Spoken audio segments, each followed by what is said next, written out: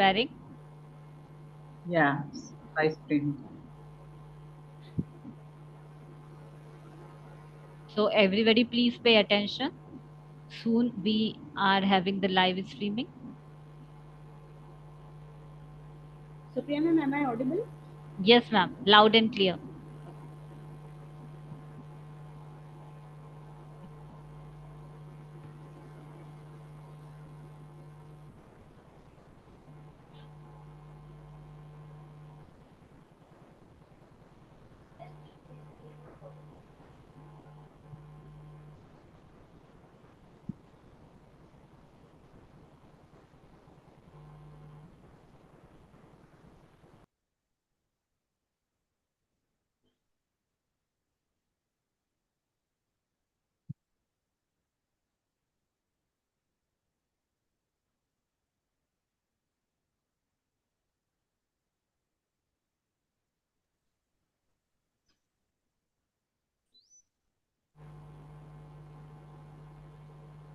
A very good morning to everyone present here. I, Dr. Radhika Singh Niranjan, Assistant Professor, Department of Management, PG, Shri Vaishnav Institute of Management and Science, Indore, would like to welcome you all in the Global Peace and Sustainable Development Summit 2024. The Sustainable Development Goals are a universal call to action to create a more fair, just, and equitable world, ensuring no one is left behind. In 2015, all member states of the United Nations adopted the 2030 Agenda for Sustainable Development. This agenda is comprised of 17 Sustainable Development Goals that provide a shared blueprint for a more peaceful, prosperous, and sustainable future for all. Under this summit, we, Shri Vaishnav Institute of Management and Science, Indore, in collaboration with Medicaps University, Indore, are glad to participate and bring to your focus SDG 13, that is climate action. Take urgent action to combat climate change and its impact. As in Indian culture, it is auspicious to start any new activity with the blessings of Goddess Saraswati. So I would request all of you to start with the Saraswati Vandana.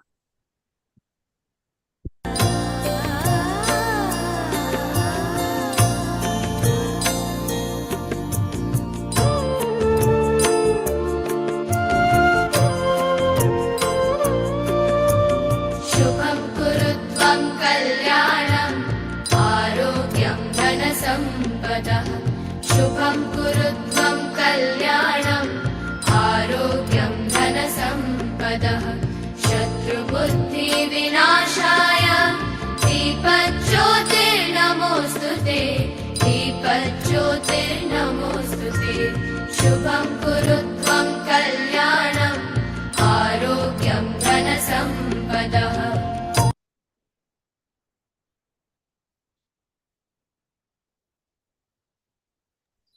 Thank you, everyone. Now, coming towards the introduction of Sustainable Development Goal 13. This goal includes strategies to take urgent actions to combat climate change and its impacts. Every person in every country, in every continent, will be impacted in some shape or form by climate change.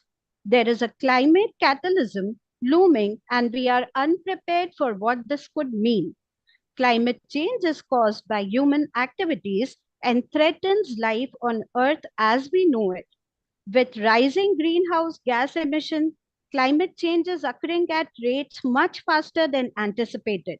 Its impact can be devastating and include extreme and changing weather patterns and rising sea levels. If left unchecked, climate change will undo a lot of the development progress made over the past years.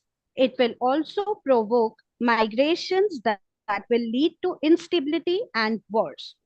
Urgent and transformative actions going beyond mere plans and promises are crucial.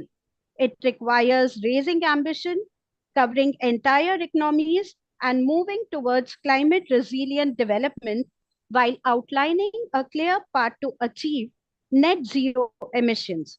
Immediate measures are necessary to avoid catastrophic consequences and secure a sustainable future for generations to come. The introduction itself has an immense and extensive content in it, but to bring more insights into the topic, now I would like to invite Dr. Kshama Paithankar, Professor, Head, Department of Computer Science, IQSE Coordinator, Shri Vaishnav Institute of Management and Science. We welcome you, ma'am. Thank you, Dr. Radhika.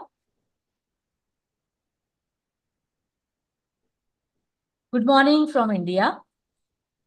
My colleagues and today's speakers, Dr. Jayesh Tiwari, Dr. Deepa Katiyal, Dr. Mandeep Gill, Dr. Sapna Parihar, who is the coordinator of this session, Dr. Radhika Singh Niranjan, anchor and the member of coordinating committee, Ms. Shweta Poddar, member of coordinating committee, respected organizers of this summit, mentor Dr. Esther, distinguished speakers from different parts of globe, participants and dear students.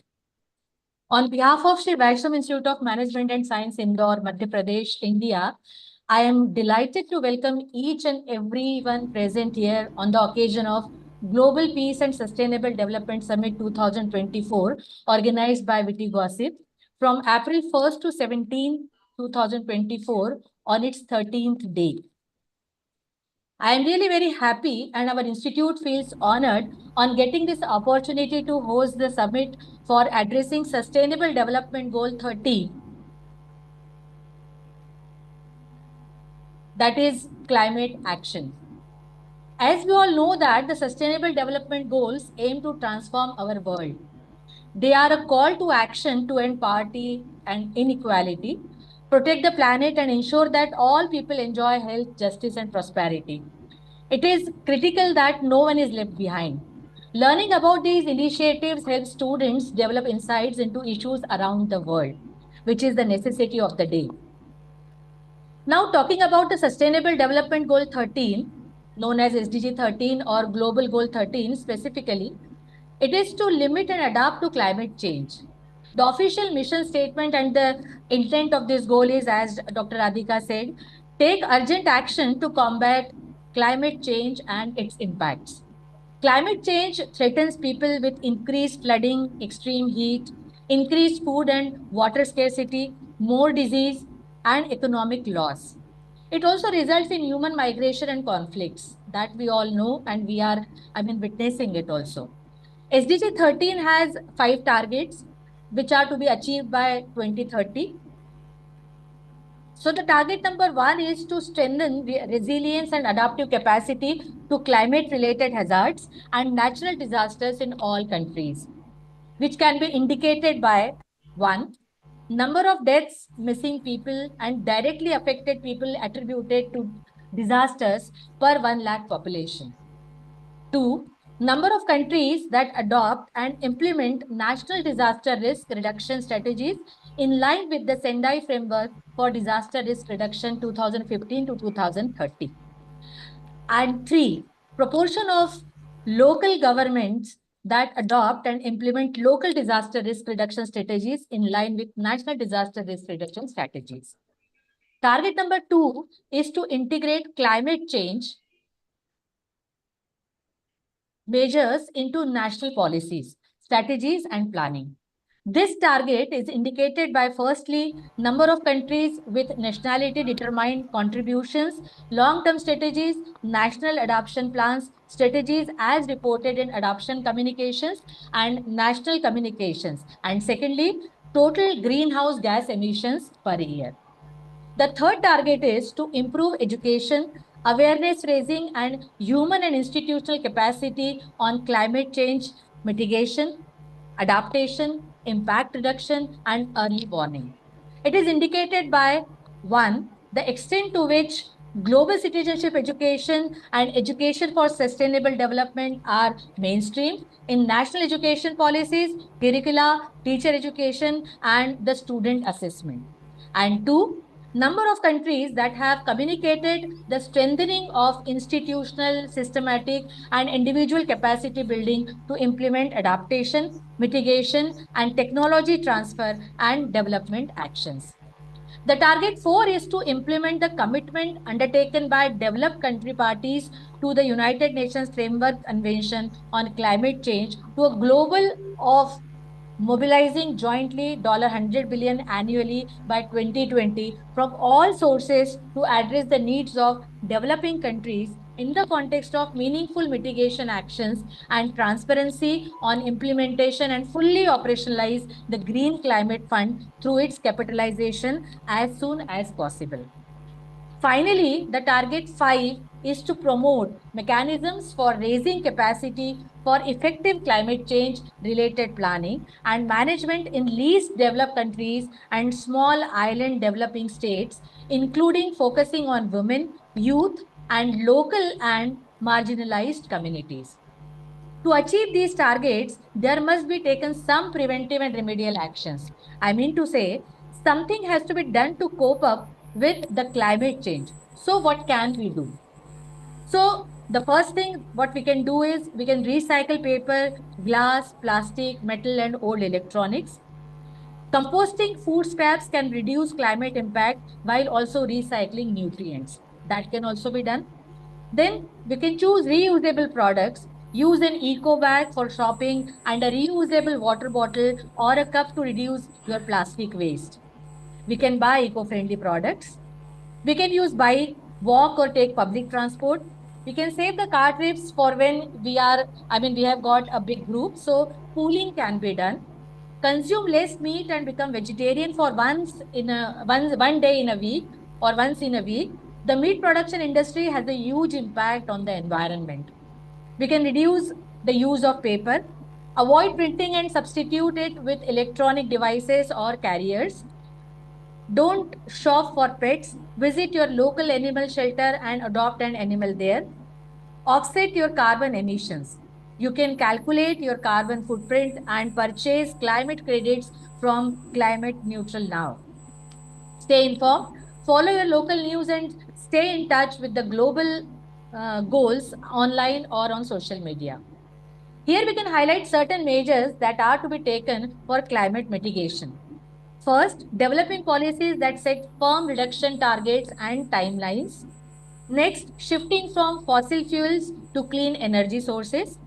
Further, investing in energy efficient infrastructure and transportation. One more is advocating for green building standards. Another one is implementing afforestation and reforestation for maintaining the temperature.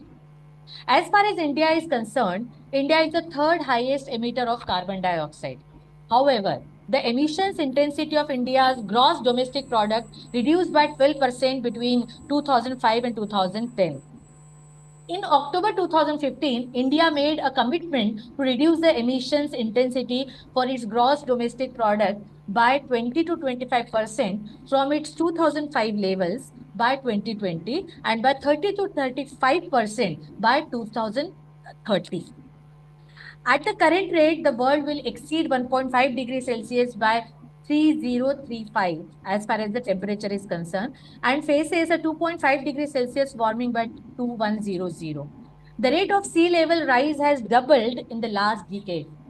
Global emissions must be halved by 2030 on the way to net zero by 2050. But on current national plans, emissions are set to rise by 10%. The loss of biodiversity and collapse of ecosystems has a disastrous impact on the world and the economy. We have a moral and economic responsibility to devote ourselves to limiting the negative impact of our operational processes on biodiversity and to make sure that we have a positive impact as well.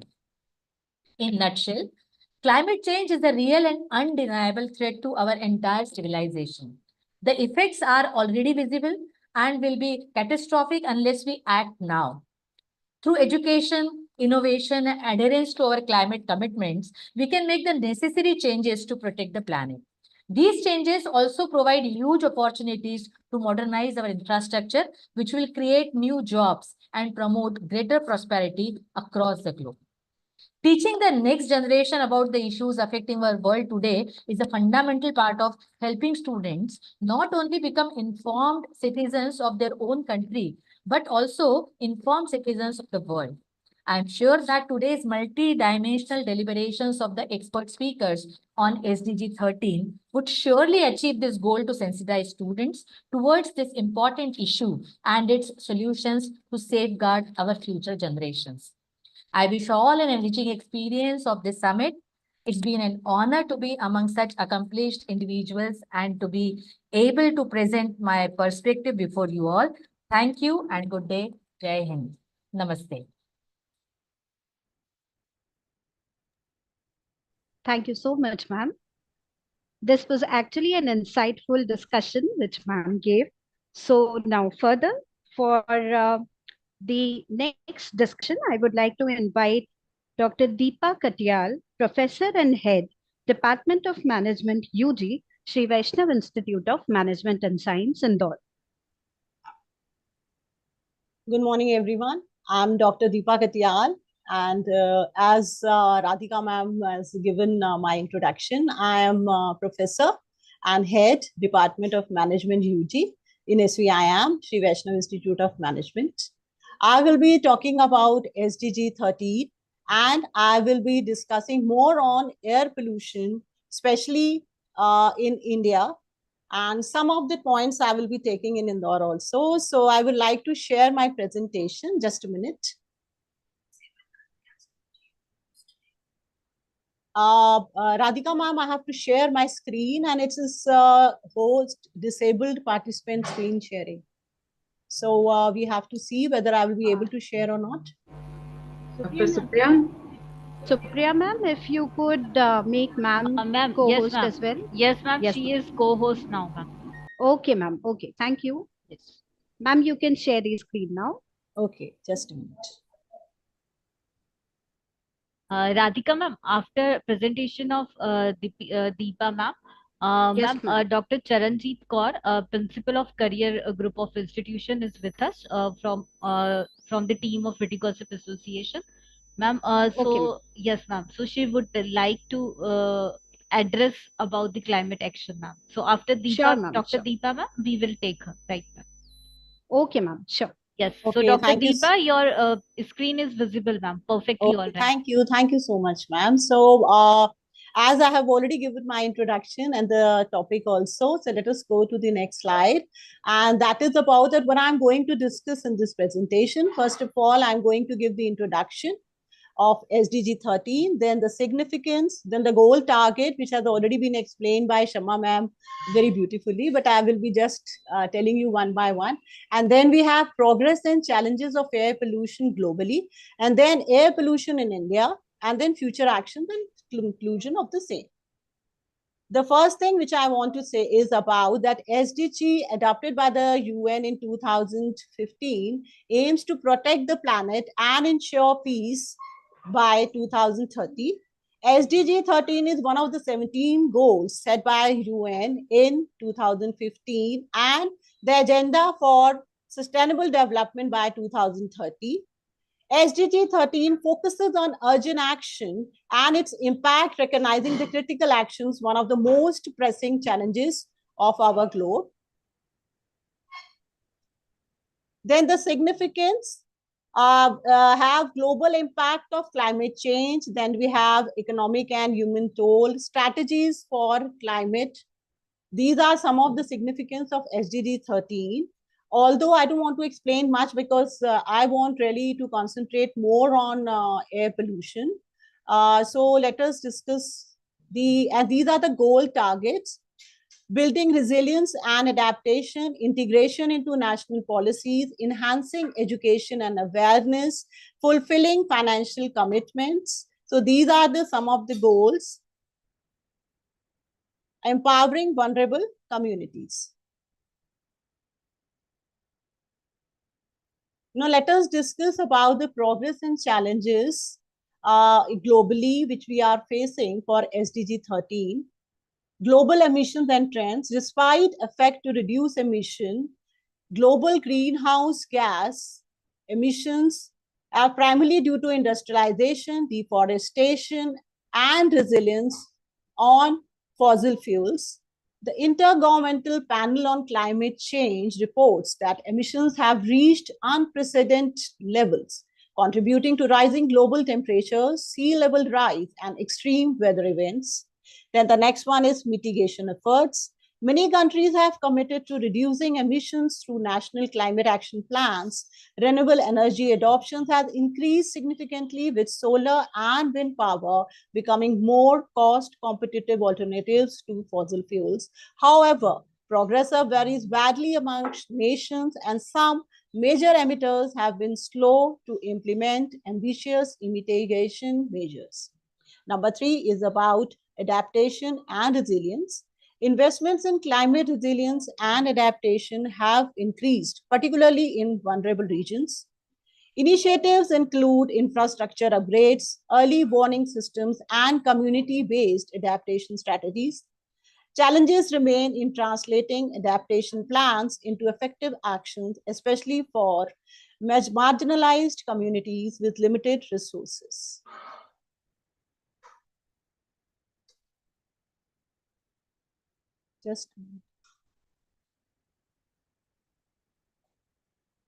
Number 4 is finance and support.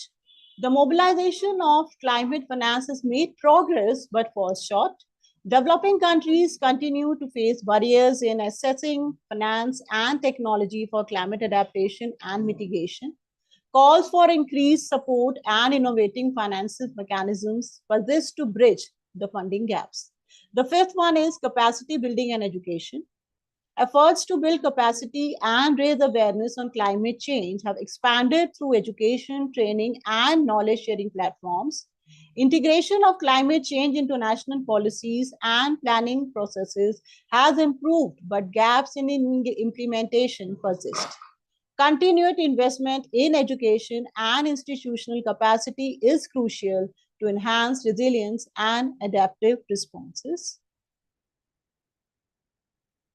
Let us come to the air pollution. Now we are discussing about air pollution in India. The major sources of air pollution in India are the vehicle emissions, industrial activities, construction, biomass burning, and agricultural practices. The impact of air pollution is high on public health, environment, society, and the economy. Challenges which are faced in tackling air pollution, the number 1 is limited enforcement of existing regulations and policies, lack of awareness and public participation, economic considerations, and the balance between development and environmental protection, regional variations in pollution levels and sources, technological and infrastructure limitations. Now I am discussing that what are the solutions given by different authorities to tackle with air pollution in India. First of all, there are the actions taken by the government. Implementation of the National Clean Air Program with specific targets and timelines.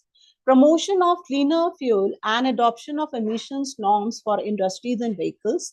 Introduction of initiatives like Pradhan Mantri Ujjwala Yojana for clean cooking fuel. Strengthening monitoring and enforcement mechanisms, collaborations with international organizations and neighboring countries to address transboundary pollutions. The next one is about community and civil society initiatives. Role of non-governmental organizations, it is very strong in India. The community groups are working, academia is raising awareness and advocating for policy changes. Grassroots level interventions such as tree plantation drives, waste management programs, and electric vehicles and no vehicle campaigns are very strongly going on in India. Citizen science initiatives for monitoring air quality and promoting public engagements. Then the next one, we are going to talk about the technological innovations and solutions. For that, development and adoption of cleaner technologies for industry, transportation, and energy generations are going on in India.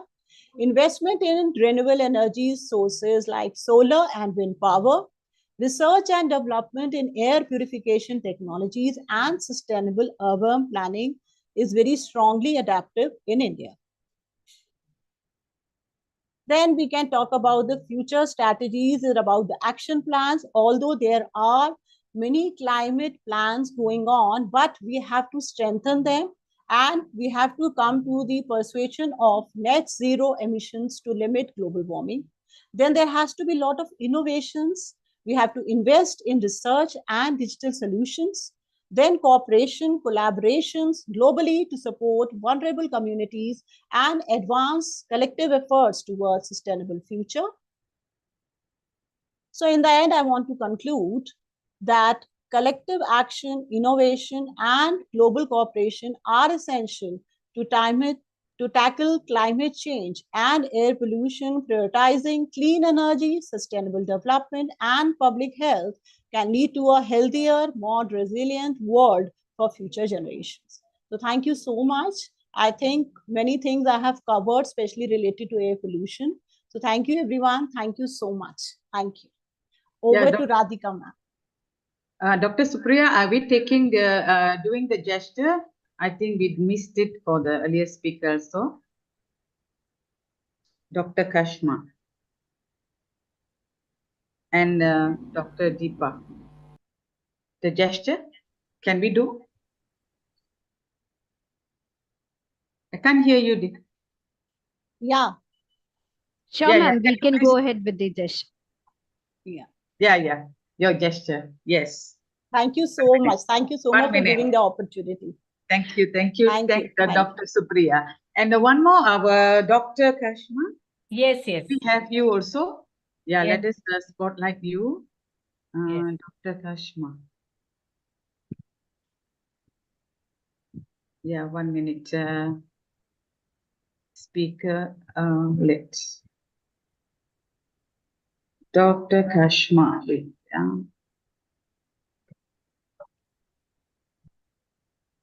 I can't find her. Maybe she left, is it? No. I'm here. Okay, I am here. I am here. Yes. Please do your gesture, please. Too many names, too many participants today. Yeah, I know. Yes, please. Yes, that's great. That's great. Wonderful. Thanks. Thank you.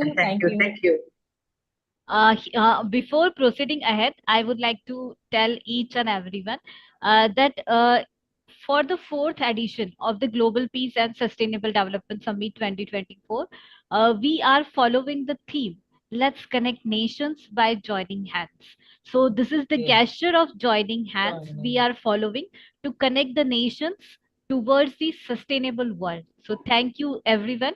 I just remember to each and everyone that we have to follow this gesture after completing our presentation. So thank you very much, ma'am. Now, Dr. Charanjeet Kaur, ma'am, are you there? Yes. Charanjeet Kaur, ma'am, is one of our mentor from the Wittygossip Association. And now I would like to, ma'am, Charanjeet Kaur, ma'am, please share your words, ma'am, about the summit, about your experience, and about the climate action, ma'am. Ma'am, please go ahead. Thank you, madam. Thank you. Yes, ma'am. I would like to start with a word called Makarios. Makarios in Greek means blessed. We are blessed to be here. Good morning, everyone. Grateful to Wittygossip Group and all the knowledge partners, host institutes, sponsors, and teams for recognizing the impending threat to our planet. SDG 13 specially addresses the climate change and its impacts. We know words can inspire, thoughts can provoke, but only actions can bring closer to our objectives, as we all are doing by joining hands together for the noble cause of sustainable development. We must save our planet, as we have not inherited it from our ancestors. We borrowed it from our children. The question is whether it will remain reversible forever? The answer is no.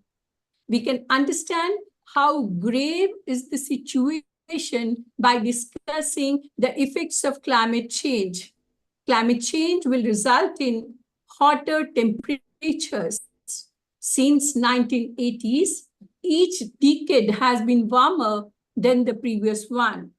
More severe storms, destructive storms, cyclones, hurricanes, and typhoons have become more intense and more frequent. Increased drought is affecting water availability and affecting our agricultural crops also. Dust and sandstorms are more frequent. Deserts are expanding, reducing the land for cultivation. A warming, rising ocean results in melting ice sheets, also cause sea levels to rise, threatening coastal and island communities. More absorption of carbon dioxide is resulting in the acidic ocean, which endangers the marine life and coral reefs. Loss of species. Lot of species are losing their existence and lot many are endangered. The world is losing species at the rate of 1,000 times greater than at any other time. 1 million species are at risk becoming extinct. There's not enough food.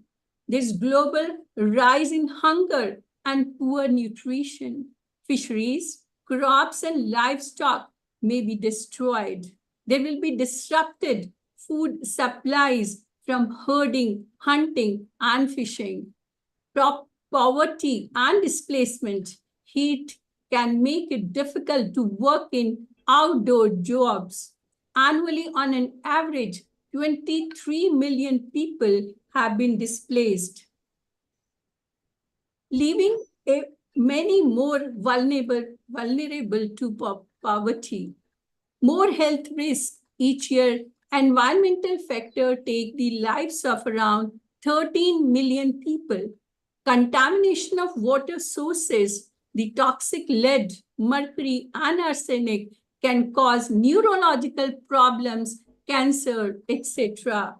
Owing to air pollution, there is tremendous rise in cardiovascular diseases, respiratory problems, and premature deaths among population.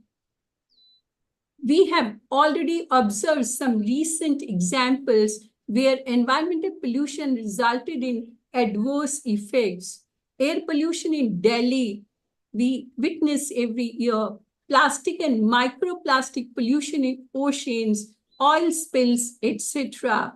Deforestation and wildfires have become more common. That includes the wildfires in Amazon rainforest and Australia's bushfires. In January 2022, Indonesia has announced plans to relocate its capital city from Jakarta to a new place. Now, the measures required to mitigate the climate change, transition to renewable energy, that is solar, wind, hydroelectric, and geothermal power. Energy efficiency improvements. Measures include upgrading infrastructure, implementing energy efficient technologies, and promoting energy conservation practices. Decarbonizing transportation, shifting towards electric vehicles, public transit, cycling, and walking can reduce emissions from the transportation sector. Another point is sustainable land use practices, implementing sustainable agriculture practices, reducing deforestation and promoting reforestation and afforestation. Carbon pricing and market mechanism. Carbon taxes or cap and trade system can encourage investments in low carbon technologies. Adopting climate-friendly policies. This includes setting emission reduction targets for everyone, implementing clean energy standards, phasing out fossil fuel subsidies, and integrating climate consideration into decision-making processes. International cooperation and climate diplomacy and public awareness and education are most important. By implementing these measures and fostering collaboration among governments, businesses, civil society, and individuals, we can work towards mitigating climate change and building a more sustainable and resilient future for all. The time for seeking global solutions is running out. We can find suitable solution only if we act together and in agreement.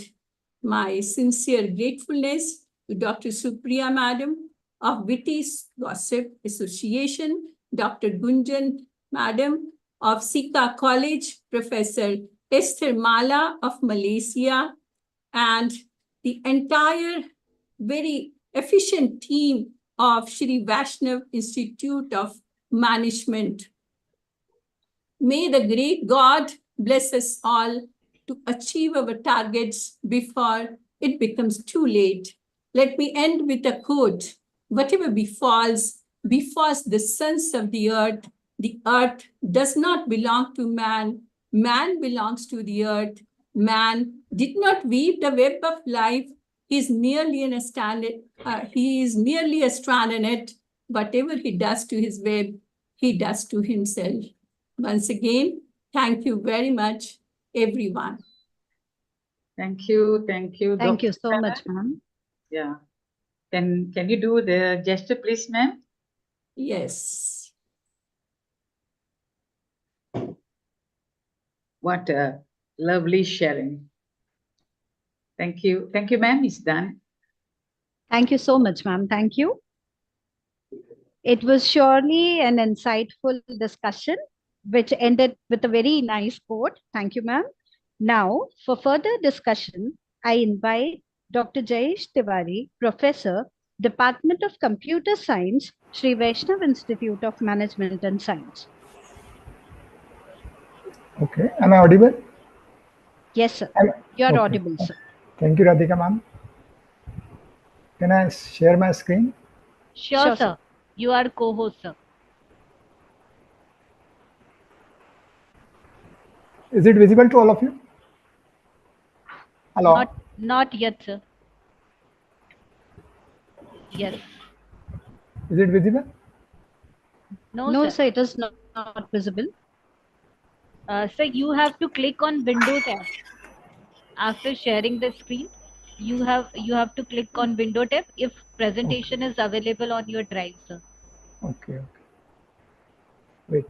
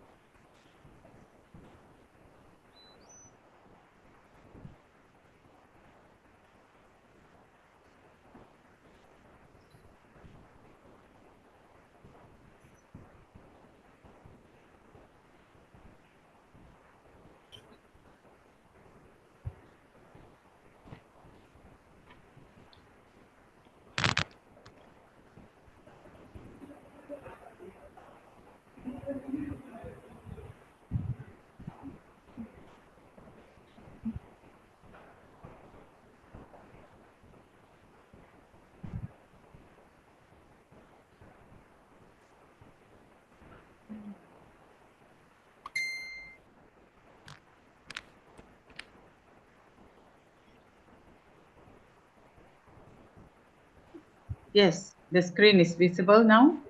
Okay. Very sorry. Okay, No, I sir. got late. Okay. First of all, I would like to define myself. I'm non-empty state of universe working for my existence in this infinite world.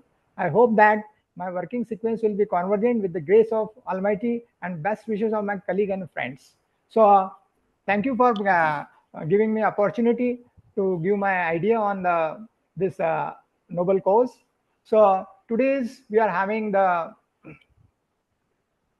presentation, and this presentation aims to explore the role of ozone layer, the causes of causes and consequences of ozone depletion, international efforts to address the issue, and strategy for protecting this critical environment asset. So my presentation on ozone molecule, that is O3. When three oxygen atom, okay, join together, then we get the ozone. The introduction is, the ozone layer is a vital component of Earth atmosphere, acting as a shield against the harmful UV radiation from the sun. Understanding its importance is crucial for preserving the health of our planet, Mother Planet Earth, and safeguarding the future generation. What is the role of ozone layer?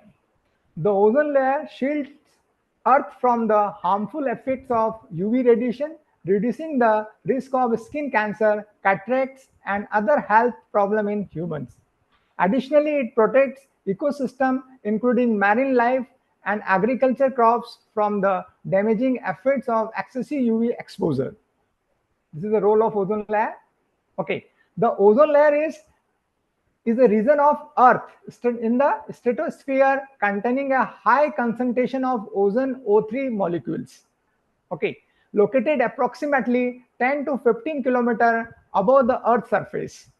Okay, its location is what? 10 to 15 kilometers above the Earth's surface. And what is its functioning? It's filter out the majority of sun's harmful UV radiation. This is the function of ozone layer. Composition of ozone layer: primarily made up of ozone molecules O3. The ozone layer consists of ozone molecules which are composed of 3 oxygen atoms bonded together. Then we get the ozone O3. Ozone molecules are formed through the photodissociation of oxygen O2 molecules by solar UV radiation, followed by the recombination of oxygen atom. Now, what is the ozone depletion? Ozone depletion means ozone hole and ozone depletion are same. Means the concentration of ozone is become lesser in certain areas. That is known as ozone depletion. So causes of ozone depletion is what? Release of ozone depleting substances, that is ODS, into the atmosphere. And another is what? Including chlorofluorocarbon, CFC, halogens, and other synthetic compounds. They are major affect the ozone layer. Mechanism: ODS molecule break down the ozone molecules upon reaching stratosphere. Chlorine and bromine atoms that catalytically destroy the ozone layer. Impact on ozone layer leads to thinning the depletion of ozone layer, resulting in formation of ozone holes, particularly over what? Polar region. Okay, what is the historical context? Discovery in 1980s. Scientists observed that dramatically decrease in ozone concentration over the Antarctica during the spring month, leading to the identification of the Antarctic ozone hole. Okay, shocking findings are what? Raise alarm about the potential consequences of ozone depletion on human health and the environment. What are the causes of ozone depletion? Human activities, particularly the use of what? Ozone depleting substances, that is ODS, such as CFCs, have to lead the thinning and depletion of ozone layer. So we have to stop CFC. These substances release chlorine and bromine atoms into the atmosphere, which catalyze reaction that break down ozone molecules, leading to ozone depletion. And what are the ozone hole? Ozone hole are ozone depletion. The ozone hole refers to the rejoin of exceptionally low ozone concentration. Okay, low ozone concentration, that is known as ozone hole, particularly over Antarctica during certain time of the year. It is primarily caused by the release of ODS into atmosphere, which leads to the formation of reactive chlorine and bromine compound that destroy the ozone molecules. What are the effects of human being and atmosphere of ozone depletion? So effects of ozone depletion: health effects, increased risk of what? Skin cancer, okay, cataracts, weakened immune system, Environmental impacts क्या होंगे देखिए, damage to marine ecosystem, disruption of food chain, and economic consequences would be healthcare cost, impact on the agriculture and tourism. Now, how to protect the ozone layer? So individually, government and corporate, what are the responsibility, what they have to take? So individual can contribute the protecting the ozone layer by adopting environment friendly practices such as reducing energy consumption, using ozone friendly products, and supporting initiative to phase out ODS. ODS means what? Ozone depletion substance को हमें कम करना पड़ेगा, reduce करना पड़ेगा. Government policies and regulations will be what? Play a crucial role in enforcing environmental standards, promoting alternative technologies. Corporate की क्या responsibility होगी? Phasing out the ozone depleting substances, adopting sustainable practices. Okay, now what are the international efforts? The Montreal Protocol adopted in 1987 is an international treaty aimed to phasing out the production and use of ODS. It has been highly successful in reducing the ODS emission and has contributed to the gradual recovery of the ozone layer. Okay. However, ongoing efforts are needed to fully repair the damage caused by ozone depletion. Now, what are the Montreal Protocol successes and continued challenges in front of us? So international response, the Montreal Protocol on substances that deplete the ozone layer adopted in 1987 is a landmark international treaty aimed at phasing out the production and consumption of ODS. What are the success? Significant reduction in ODS emission and atmospheric concentration, leading to the gradual recovery of ozone layer. What are the continued challenges? Ensuring the compliance, addressing remaining sources of ODS, and mitigating the effects of climate change of ozone depletion. And finally, we come to the conclusion. What are the conclusions? The ozone layer is a precious resource that must be protected for the well-being of current and future generation. By understanding its importance, supporting international efforts, and taking action to reduce ozone depleting emission, we can ensure the continued health and sustainability of our planet. For planet means what? Mother Earth, for years to come. So that is all from my side. And lastly, I want to say that अगर ढूंढेंगे तो हर रास्ते मिलते चले जाएंगे. अगर ढूंढेंगे तो हर रास्ते मिलते चले जाएंगे. मंजिलों की फितरत है, कभी चलकर नहीं आती. Thank you from my side. Over to Radhika ma'am. Thank you so much, sir. Thanks a lot for your presentation. Jayesh sir, you have to adjust your screen because we cannot see your face, sir. Yes, I saw that earlier, but I didn't want to interrupt him. Can you do the gesture as well? No, you have to adjust again. Lower your screen. Okay, ma'am. Yes. Is it visible? Yes. Yeah, slightly more. Okay. Just, yeah, this is the best. Okay, can you do the gesture, please, sir? Yes, ma'am. Yes, good. Thank you, ma'am. Thank you, all of you. Thank you. It's done. Thank you, Dr. Jayesh. Thank you, sir. Dr. Radhika, I would like to request you, ma'am. There is one of the guest speaker, Laura, from the land of Romania. Ma'am, she has another conference. So, ma'am, can we take her presentation? Yes. Sure, ma'am. Thank you, ma'am. Thank you. So, dear Laura, you are already co-host, so you can present, dear. Thank you so much, Dr. Supriya. Good morning, good afternoon, good evening. Yes, dear, please introduce yourself to our mentors and all the speakers. Yes, my name is Laura Stanciu and I am a teacher from Bucharest, Romania. And it is a true honor to be here today and to talk about such an important issue, to talk about Sustainable Development Goal 13. climate action, because I believe it is of crucial importance to address this issue and to do everything in our power, no matter what we are, if we are educators, if we are students, if we are common people, everyone can bring their contribution, because the earth belongs to all of us, as the speakers before me mentioned. So allow me to begin my presentation. As I have said before, the key is building a sustainable world. And for this, we need educators, we need education to bring its contribution and to bring the students forward, to give them an active role. The global realities of the last decades have emphasized the need to build a sustainable world, and this can only be achieved by educating the young generations. The concept of sustainability implies that the decisions we make today affect the future of the people and the environment, affect the whole globe.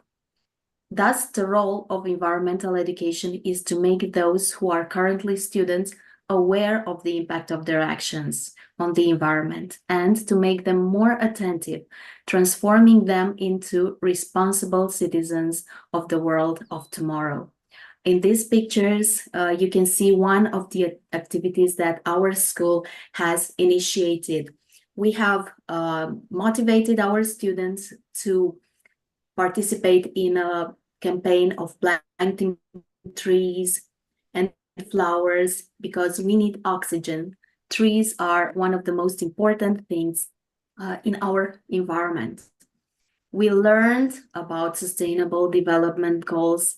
Each of them learned how they can bring their contribution and what should be now done and how they should act now, because our earth is actually suffering from all the things that we are doing to it. Nature is not following its right course. And in our country, for example, we have noticed that the seasons are changing. The weather is different from how it was 10 years ago, 20 years ago. And this is clearly affecting nature. It is affecting the plants and the animals, and consequently, it affects us all. So the time to do something is now, the time to act. And this is why we need to incorporate sustainability in our curriculum, incorporate sustainability into education. We need to give our students a voice, and we need to give them the power to act. Climate change is real, and it has already affected us in a very bad way. It is something that still we can stop, we can prevent. But for this, we need to act today. To raise awareness about the dangers our world is facing, we organized environmental campaigns. We planted trees and flowers. We had classroom presentations in order to raise awareness about the importance of SDGs and the importance of a sustainable life. We had recycling activities, and we had theater plays and many more activities. By doing this, we hoped to encourage our students to be more responsible and to adopt a sustainable way of life. Reduce, reuse, recycle. Encouraging practices such as reducing waste, reusing materials, and recycling can significantly minimize the environmental footprint. Students can lead by example by adopting sustainable habits such as using reusable water bottles, bringing cloth bags for shopping, and properly sorting and disposing of waste. Here you can see our beautiful students recycling cardboard, paper, plastic, just one of the many activities we have done in our school. And this is important because, for example, in many areas, especially rural areas in our country, in Romania, the community doesn't benefit from recycling facilities. The government needs to be more involved and to give us solutions, to give us the necessary tools that we need in order for us to do our part. We need to work together because everyone has the power to drive positive change and contribute to a more sustainable and environmentally friendly future. Let's empower students. Let's give them the chance to bring their contribution to saving our precious planet. Even if they are young, no act is in vain. And if we integrate sustainable education into the curriculum, we will bring our students closer to our goal. And our goal is, of course, to help the planet now when there is still time. Here they took part in an activity. You can see them wearing our national costumes, and they all showed their colleagues how we can protect the earth, and they came up with solutions to make our life more sustainable. They made different artworks from materials which can be recycled in order to raise awareness about what each and every one of us can do to protect Mother Earth.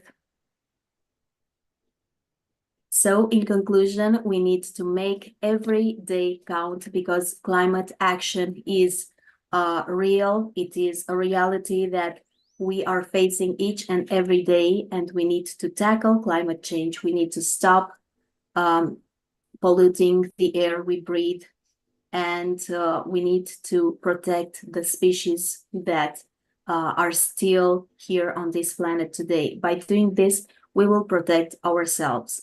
Whatever we are doing in order to save ourselves by saving our precious planet. Thank you so much for your attention. And if I may, I still have something that I want to show you. It's a message from a student.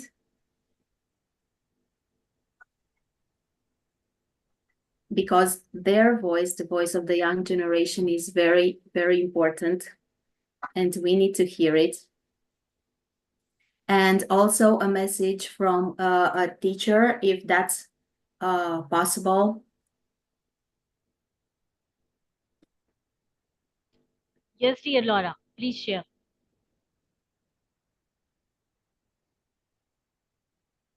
So this is a teacher that I work with in Romania, and we do lots of activities related to sustainability.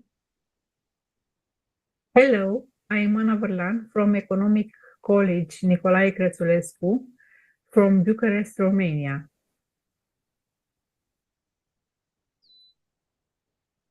Role of educators in motivating students to achieve SDG 13. The role of teachers in achievement of Sustainable Development Goal SDG 13 on climate action is essential.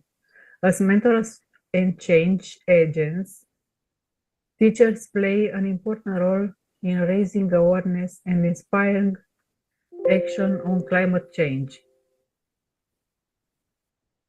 Here we planted trees. Moreover, teachers serve as role models for sustainable behavior.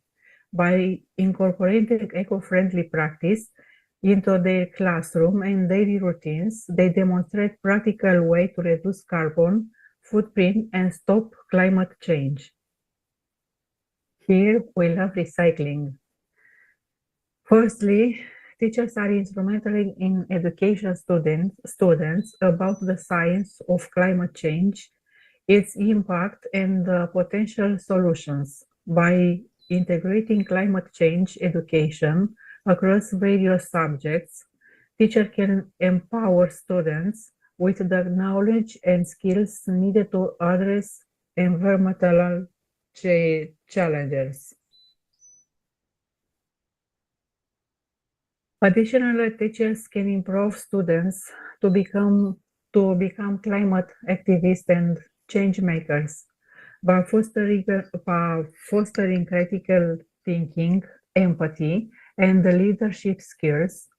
They equip students with the tools to work for climate action and drive position change in their communities.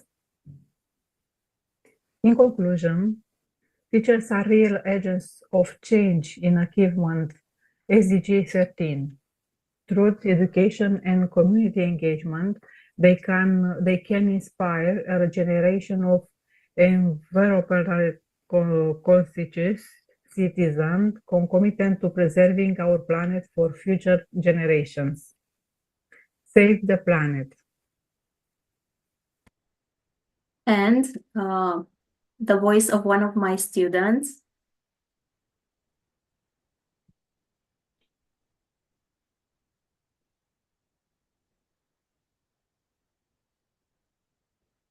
Just a second.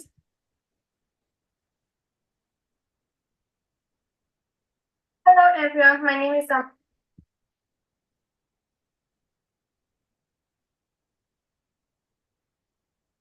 Because it is them we need to empower to make a real change.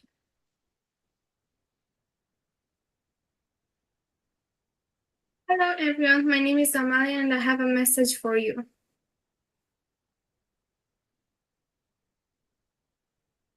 SDG 13 tells us of climate action because the earth needs a positive reaction. We can recycle and we can plant a tree because oxygen is what we need to live. Try to save water, save the energy. Our planet needs help from you and me. Choose the ratio, recycle or donate. We save the world and lend a helping hand. But loyal goods chose eco-friendly things. Don't waste and never buy more than you need. Don't take the car when you can ride a bike. Let's stop pollution. Let us all unite. We can inspire through our words and deeds and motivate the whole community. Through action, projects and events, fight climate change and its effects. Let's work as one and we'll achieve the goals. Together we can save the world. Thank you. So in conclusion, let's join hands and achieve the goals because only together we can save the world. Thank you so much. Thank you, dear Laura. Thank you very much. Actually, yes, with the help of educators and with the help of students, definitely we can educate all the young generations about the climate action. Thank you, dear. Thank you, Laura. From bottom of my heart, I heartily offer my sincere gratitude towards you and your team, dear. Thank you very much. Thank you. Thank you. Now, Dr. Radhika, please take your next speaker, ma'am. Okay.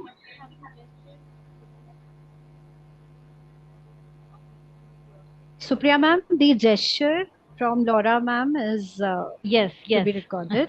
Yes. Sorry, I forgot the gesture. Laura, would you like to do the gesture?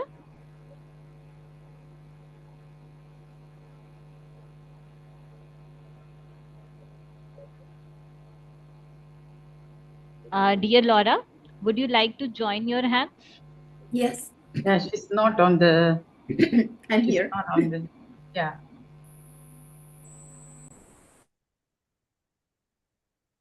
I can't see her. So she's Just not hold pinned. on. Yes. Okay. Oh, yes. Yes. Thank you. I have given the spotlight. Okay, done. Okay. So thank you, dear Laura. Thank you very much. And dear Laura, on your messenger, I am sharing an email address. Please share these video messages with us, dear. Thank you. Thank you so much. Thank you, dear. Thank you very much. Now, Dr. Radhika, please move on. Please go ahead, ma'am. Thank you, ma'am. Thank you, ma'am. So now for the next speaker, I would like to invite Dr. Mandeep Gill Professor, Department of Management, PG, Shri Vaishnav Institute of Management and Science, Indore. Thank you, Radhika ma'am. Can I share my screen now? Supriya ma'am, can I Yes, share ma'am, the sure. screen? Just hold on, ma'am. I'm checking whether you are co-host or not. Dr. Mandeep Gill. Yes, ma'am. Yeah, Dr. Mandeep Gill. Yes, Yeah. ma'am. Yes. Yes, ma'am. You are co-host, ma'am. Okay. Yes, ma'am. Just a moment.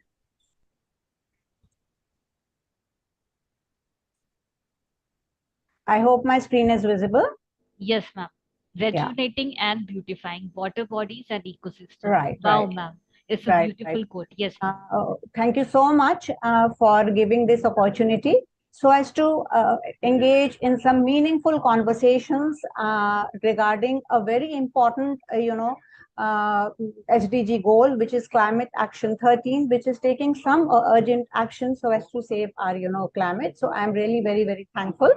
So particularly, I will be covering on, water restoration and on water bodies, that is rejuvenating and beautifying water bodies and ecosystems. So as you have just mentioned, I'm Dr. Mandeep Gill, Professor of Management, Shri Vaishnav Institute of Management and Science, Indore.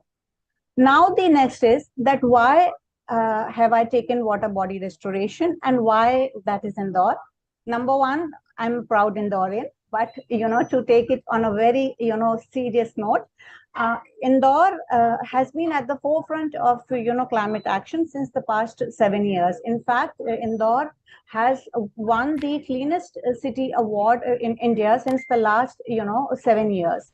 And during these 7 years, so the focus has been in terms of land and solid waste management. In fact, all of you would be happy to learn that Asia's biggest bio-CNG plant with a capacity of up to 550 tons per day is located at Indore, and the CNG that is being produced from it, it is being used to mainly run our public transportation system.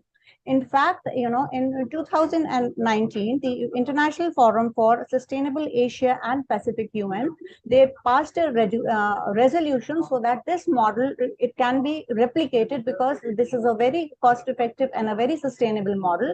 And in fact, you would be happy to know that 72 countries of the Asia Pacific, region, they are, they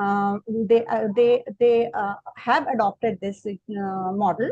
So hence now the next process forward is that we have already focused on the land and the solid waste management. So now the next is water body restoration, or the restoration of our water bodies, and hence I will be giving my presentation, and specifically I will be covering two case studies, because now the government also has become very much aware. So the government, in consultation with not-for-profit bodies also, as well as profit bodies also, there are some companies down there, as well as academic institutions. So they are partnering together as to how can we take some actions and how can we protect our water bodies. Now, before I go on with my presentation, I would just like to ask my learned audience a few, questions which will, reveal some very important statistics.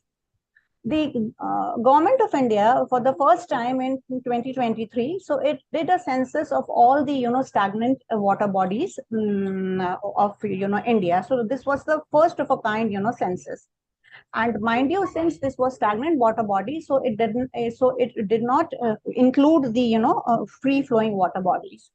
Now, out of these 24 lakh water bodies which were identified, now my question is, what do you think is the urban and rural spread? Yes, anyone, if they can answer, please. What do you think is the rural and the urban split? If anybody can answer. Well, it's, 3% urban and 97% it is rural. And hence, one of my case studies, it will focus on, climate actions being taken for the, rural population also, and what has been done regarding the urban.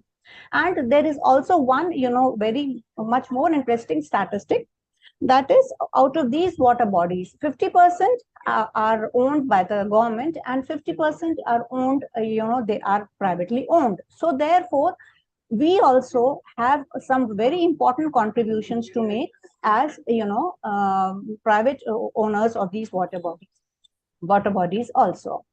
So now the main problems. So why that is water restoration? So as we see that 70% of India's wastewater is discharged untreated in the water bodies. Now this is causing water pollution, whereby groundwater sources have been irreversibly, contaminated, and there is water, scarcity in the urban areas, and this is further escalating the problem. Now all this is causing waterborne diseases, wherein 80% of all illnesses and deaths in the developing world, they are by waterborne diseases. And adding more to it, it is causing ecology loss and a critical damage to the environment. The industrial discharge of the, pollutants, it has also decreased the lifespan of the next, generation. So all of this this is resulting in 3.4 million deaths annually due to waterborne diseases across the globe. So, I mean, just see the loss to that is humanity. So this is a huge loss to the nations, the, GDP, economy, happiness index, quality of life. Why? And water is the single biggest cause of death in humans. So this all the more, it is so urgent so as to take some positive actions regarding the restoration of the water bodies. Now, why the urgency? Because, and especially why the urgency in India? So, as you will see, out of the 122 nations, so India is currently right at the bottom, which I'm not very happy to share. So, in the water quality index, 40% of the population, which is being estimated that it will not have access to any potable water by 2030. 21 cities in India are racing to reach zero groundwater levels. In fact, there was a lot of news regarding Bangalore, and now the other major city, which is Chennai, has also joined in. Around 37.7 million Indians are being affected by waterborne disease annually, and 1,436 meters square average annual per capita water availability is putting India in a very water stressed zone. So hence, Dr. Mandeep, your slide is not moving. Is it moving now, ma'am? No, you are still on the first slide. Oh, I'm so sorry. In fact, in my screen, it is, moving. So do I need to share it again? Yeah, maybe you can go out and come back, or just go, click on your second slide. Yeah, now it's moving. Now it is moving, ma'am? Yes, now it's moving. Okay. So this was my second slide. Yes. Which I have covered. This is the third, and this is the fourth. I hope now everything is visible. Yes. Thank you so much for sharing, ma'am. Yes. Now the consequences of all this is that it is estimated that around 60% of India's GDP by around 2050. So this water pollution, it could shave off 6% of India's GDP by 2050. So therefore, water pollution in India has far-reaching consequences, which is affecting public health, food security, as well as economic growth, and climate change is likely to exacerbate the problem. Hence, the urgent need to take action. So therefore, why now? Why? Because we are sticking on a time bomb of climate change. Water security has become of utmost importance. In fact, it is predicted that the future war, if it happens, it could be, due to water. Now, there is increased awareness by the government in the past few years, like I mentioned earlier. And India is among one of the vulnerable countries. But now, the government has really sprung into action with its, Swachh Bharat mission is on its feet, which is in line with the vision of Viksit Bharat 2047. Now, what are the objectives and goals of this water restoration? So to clean the water and maintain water quality, prevent groundwater from getting polluted, provide a habitat and maintain ecology and biodiversity, to beautify the water bodies, create places of recreation as well as tourism, to generate a livelihood, and to prevent waterborne diseases and deaths. So I am sharing some positive impacts of two projects. Like I said, I will be taking up two case studies. So what has been the positive impact of water body restoration? First is reduction in the methane emissions from the lake, reduction in public health problems, improvement in the groundwater quality, providing habitats to all life forms, both over and underwater, for the restoration of biodiversity and ecosystems, reduction in the algal blooms, and removal of pollutants such as nutrients, heavy metals, etc., providing an aesthetic facelift to the surroundings, increasing reusability of water, and lastly, to create climate resilient green spaces in the concrete jungles that man has created so far. Now the two case studies which I have mentioned about. So the first case study is at the rate clean water. This company, in conjunction with the grants received from the government of India, so they successfully rejuvenated the Pipaliana Lake in Indore. So those who belong to Indore, they know that this was a very major tourist attraction with a lot of migrants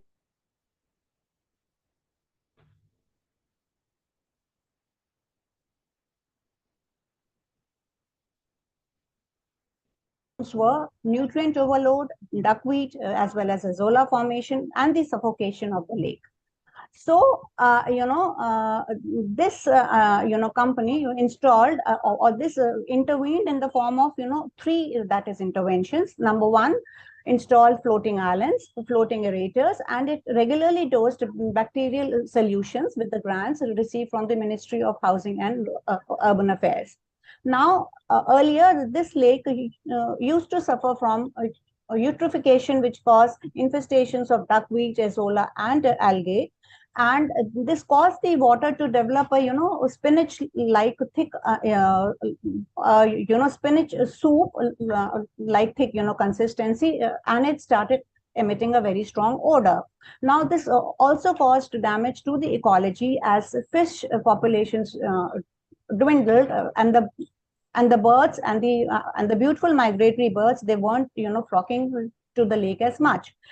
And hence this also decreased footfall of the lake, and it became an eyesore instead of a recreational space for the community. But after the interventions, so now it is not emitting any foul odor anymore. The ecosystem has also improved. The birds have started flocking in. The fish population, it has improved. So now the lake is a beautiful recreation space with a very vibrant ecosystem. So the table below shows that how all the parameters like nitrates, total suspended solids, etc. So from 22 to 23, what has been the improvement so far. So this is how clean water has created an impact at the Pipaliana Lake. How this bacteria, which is taking up most of the pollutants, it was taking up the excess nutrients, and how it has stopped undesirable growth of algae and other weeds. How the aerators have improved the ecosystem quality, and how the floating islands they have provided habitat and improved the biodiversity, and this has resulted in ecological restoration and biodiversity proliferation, and with reduced risk of health hazards. Now these are the before and after pictures. So after seeing, now the lake has been restored to its glory. Now, the second case study, which I would like to introduce very proudly, is integrating of this, the need to take climate actions, of sensitizing students towards, sustainability, and how this has been integrated into our syllabus. So our institute launched a very important initiative, which is Sanskaran and Jivan Samvardhan, which can be loosely translated as water restoration and sustainable life. Now, the objectives of this mission is to create awareness and to sensitize students as regards the urgency to conserve water, and to bring together a diverse audience which is committed to understanding and addressing the present concern of water conservation. Now, for this, the institute, organized a 2-day training workshop by the name of, Jal Samvad, which was held on 5th and 6th of March, 2024. Now, herein some very eminent experts, they were invited, and who trained approximately 600 students and 600 second-year students from across streams, whether they were management, whether they were sciences, whether they were computer sciences. So they actively participated in the workshop that covered traditional water conservation methods, water conservation strategies. So the students actually learned, water conservation strategies, what is water budgeting, water literacy, and the community outreach. So as part of this workshop, the students, they were also provided with some hands-on experience, and they visited the Narlai, village, which is a few kilometers from Indore. The positive impact which we could see was each student visited at least 10 houses for survey and or awareness. And as an institute, our students, they were able to reach out to 6,000 houses. So that was the positive impact. So these are some of the pictures wherein you can see our faculty also took oath along with the students to conserve water, and these are some glimpses from the event. Now, what is the way forward? Because now, since the government has also become very active, so we are proposing a public-private partnership model. Like, we have for building bridges, for building roads. I think, the same model can be replicated, which will be a win-win situation, not only for the government, but also for the profit or not-so-profit companies, wherein the government liabilities can be converted into assets, because the government no longer requires a budget, and it can now generate a revenue out of the water bodies. Now, these companies, they will provide full life cycle solutions. That is, they are going to design, they are going to build, they are going to finance, operate, maintain, and solve multiple problems simultaneously, which would ultimately lead to building a better quality of life, that is a reduction in the waterborne diseases and deaths, and increase in the happiness index. So I would like to conclude that water body treatment and rejuvenation has various benefits for both government and the citizens, because it will lead to methane reductions, which is 81 times more harmful than carbon dioxide in a 20-year time frame. It will build better water, air, and soil quality. It will reduce the urban temperature. It will increase our biodiversity. It will curb the onset of waterborne diseases. It will improve social wellness and the happiness index, hence, and there will be a decrease in the diseases and deaths. It will create places of recreation and leisure, and hence it can lead to an increase in the tourism, all of which will have a positive impact on the economy also. And there will be livelihood and job creation for the citizens. And as we all know, that water body restoration it caters to several sustainable development goals, that is SDG 6, 13, and 14. So 6 is clean water and sanitation, and the 14 is life below water. So thank you so much, and I hope that I was able to contribute something, and thank you very, very much. Thank you so much, ma'am. I request you to please go ahead with the gesture. Supriya ma'am, can we go ahead with the gesture? Yes, ma'am. I'm giving a spotlight, ma'am. Yes.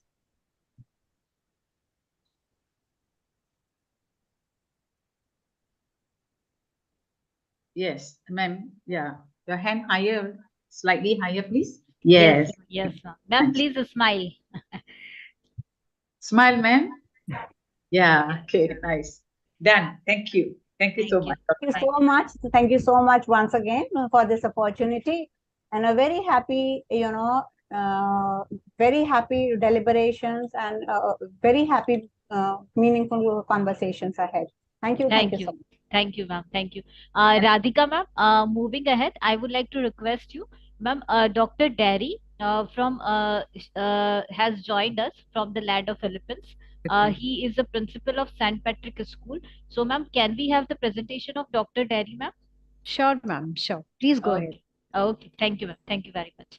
So, Dr. Derry, on behalf of whole team Wittygossip Association, I welcome you, sir. So now whole virtual stage is yours. So please introduce yourself to our mentors, our guest speakers, and our host institute, sir. Please, sir. Okay. Am I audible? Yes, sir. Loud and clear, sir. All right. So good afternoon, everyone. Welcome to our conference for this afternoon. My name is Dr. Dari Idakanay. I am currently the Director for Academics of St. Patrick's School of Quezon City in the Philippines, and also a graduate school professor at the Manuel L. Quezon University, and I'm glad to be part of this presentation. I've heard really wonderful presentations from our distinguished guest speakers. Thank you very much for really taking time in this particular SDG, SDG 13. We need all the help we can, especially you, dear educators, to really help our school, especially our students, in educating them what this SDG is all about. So I'm going to share my slide to everyone. Yes, sir. You can share, sir. You are a co-host, sir. Okay. Yes, perfectly visible, sir. Okay. So my presentation is all about the United Nations Sustainable Development Goal number 13, which is climate change, integrating the UN SDG 13 into the school's curriculum, a path to climate action education. I've heard Laura Stanciu from Romania, which also presented on how they are able to integrate SDG 13 into their school curriculum, and which is really wonderful. And all schools in different parts of the world need to wake up now and be able to do really something in terms of how we are able to integrate the UN SDGs. So I'm going to give you the actual integration that we have done in the school that I'm working. Just a brief abstract of a research that I've conducted with the integration of the SDG. So I made a qualitative single case study on the SDG, focus on the climate action into the curriculum of the school. I did interviews with our administrators, our teachers, our students, and be able to analyze the curriculum materials that was created by our teachers, the samples that our students have made. And the study explored the benefits and even the challenges and the impact of incorporating SDG 13 across different grade levels and subject areas. And hopefully the findings should be able to shed light on strategies that we have employed that hopefully others may be able to do as well, on how it can be integrated into the school's curriculum. Our school is a vibrant educational institution in the Philippines. We are committed to fostering really a holistic development and global citizenship among its students. Our country is currently changing its curriculum. We are now calling it the Matatag curriculum, or a strong curriculum, wherein all schools are now mandated to take a look at their curriculum and to really focus on the 21st century skills needed by students because of the recent international student assessment, or known as PISA, and we really need to do something about it. We are situated in a diverse community, and the school takes pride in nurturing critical thinking, empathy, and environmental stewardship in its curriculum. And this is clearly will be seen in our school vision mission and even in our school philosophy. Just a review of our SDG 13. It aims to take urgent action to combat climate change and its impacts, and it recognizes the need for global cooperation. And when I say global cooperation, we need all the help that we can do, especially for a school like us. We need international collaboration to really inspire our students of the need, the urgent need to be able to help each other to mitigate the effects of climate change. Currently in the Philippines, we are experiencing really a very hot temperature that is now ranging up to around 45 degrees Celsius and even as high as 50 degrees. And we are a tropical country, but because of the effects of climate change, even the day-to-day operations of schools now, we have now shifted to doing the hybrid classes because of the temperature, really a very high temperature outside. And as we gear towards the climate UN SDG 13, we will build resilience in communities worldwide. Now, this urgency of addressing climate change has prompted educational institutions to integrate sustainability initiatives into the curriculum. And our school endeavor to incorporate SDG 13 into its educational framework serves really as a compelling case study to examine the process and the outcomes of such integration. And hopefully, the study aim would be able to provide insights into the challenges and even the successes that we have encountered, into the challenges and the pedagogical approaches adopted and the implications for student learning and engagement.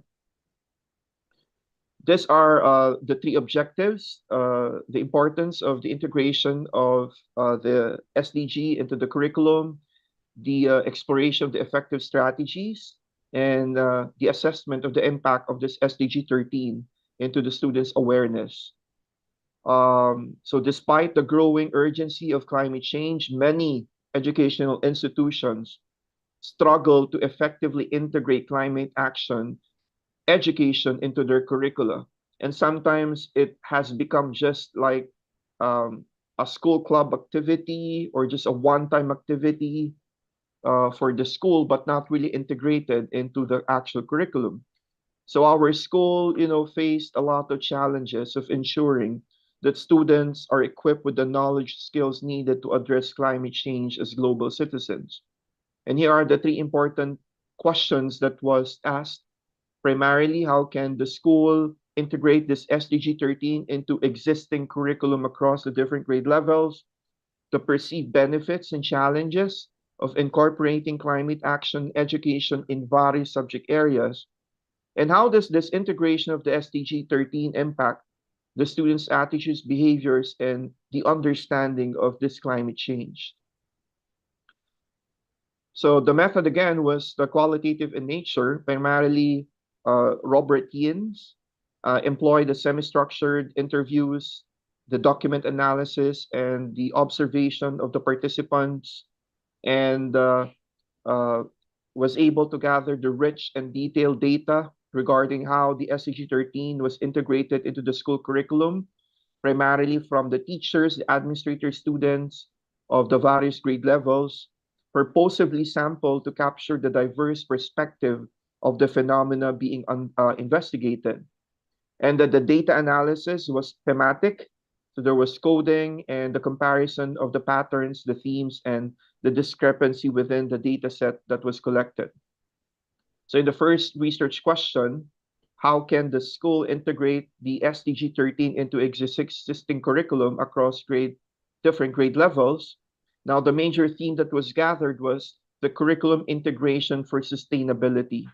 So integrating the SDG 13, which focuses on climate action into the school's curriculum, requires really a very comprehensive approach across the different grade levels by infusing the environmental education into the various subjects.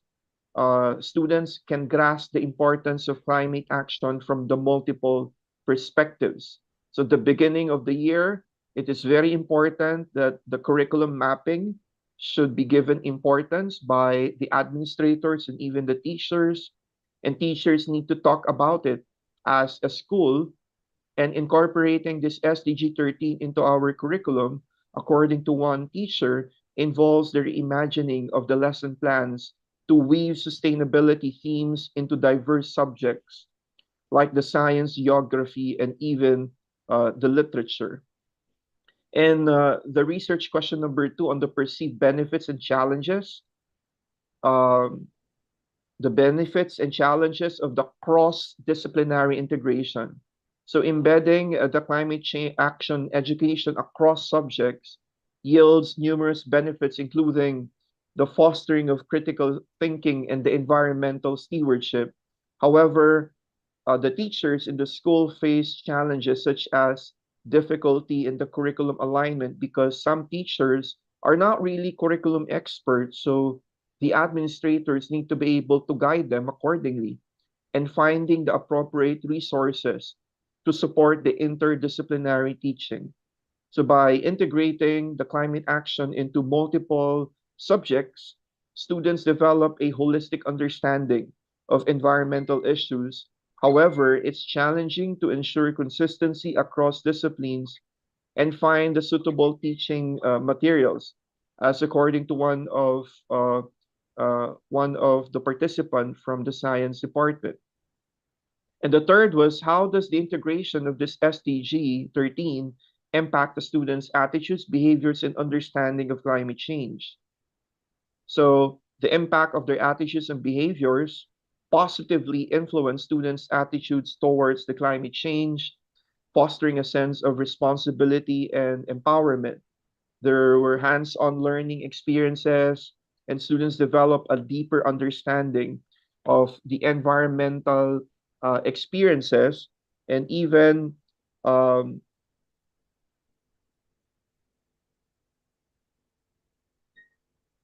deeper understanding of the environmental issues, and are more now inclined to adopt the sustainable behaviors.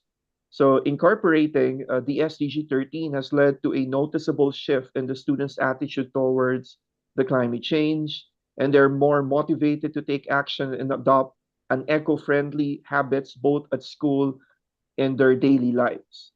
Now, the integration of this SDG into the school's curriculum offers really an immense potential for fostering this environmental awareness and action among students. Through the cross-disciplinarity integration of the different subjects, educators or teachers can provide students with a comprehensive understanding of climate change and empower them to become agents of positive change. Despite challenges such as the curriculum alignment and the resource availability, the benefits of incorporating climate action education outweigh the obstacles. Participants have noted a significant impact on the students' attitudes, behaviors, and understanding of the climate change, indicating the effectiveness of SDG 13 integration in shaping environmentally conscious individuals. The following are the recommendations. Number 1, the development of a comprehensive curriculum framework, which I am going to give you an example on how we have created a structure of the framework that outlines the SDG 13 or any other SDGs integrated across different grade levels and subject areas, ensuring consistency and coherence in teaching sustainability concepts. And of course, we need to provide professional development opportunities. This is really a must and urgent need. We should be able to offer training sessions and workshops for educators to enhance their knowledge and skills in teaching climate action effectively. Teachers and educators must see these opportunities not as burden to them, but something as to really be able to help them and just call for real action plans or projects for our students. And this will equip teachers with the necessary tools and resources to incorporate SDG 13 into their lessons. And the third one, foster partnerships and collaboration. We have to collaborate with external organizations, the experts, our co-teachers and educators from different institutions from different parts of the world, and the community stakeholders to enrich the climate action education initiatives. We have to partner with the local environmental groups or inviting guest speakers can really provide students with the real world perspectives and experiences related to climate change. We should encourage students more of their involvement and their leadership.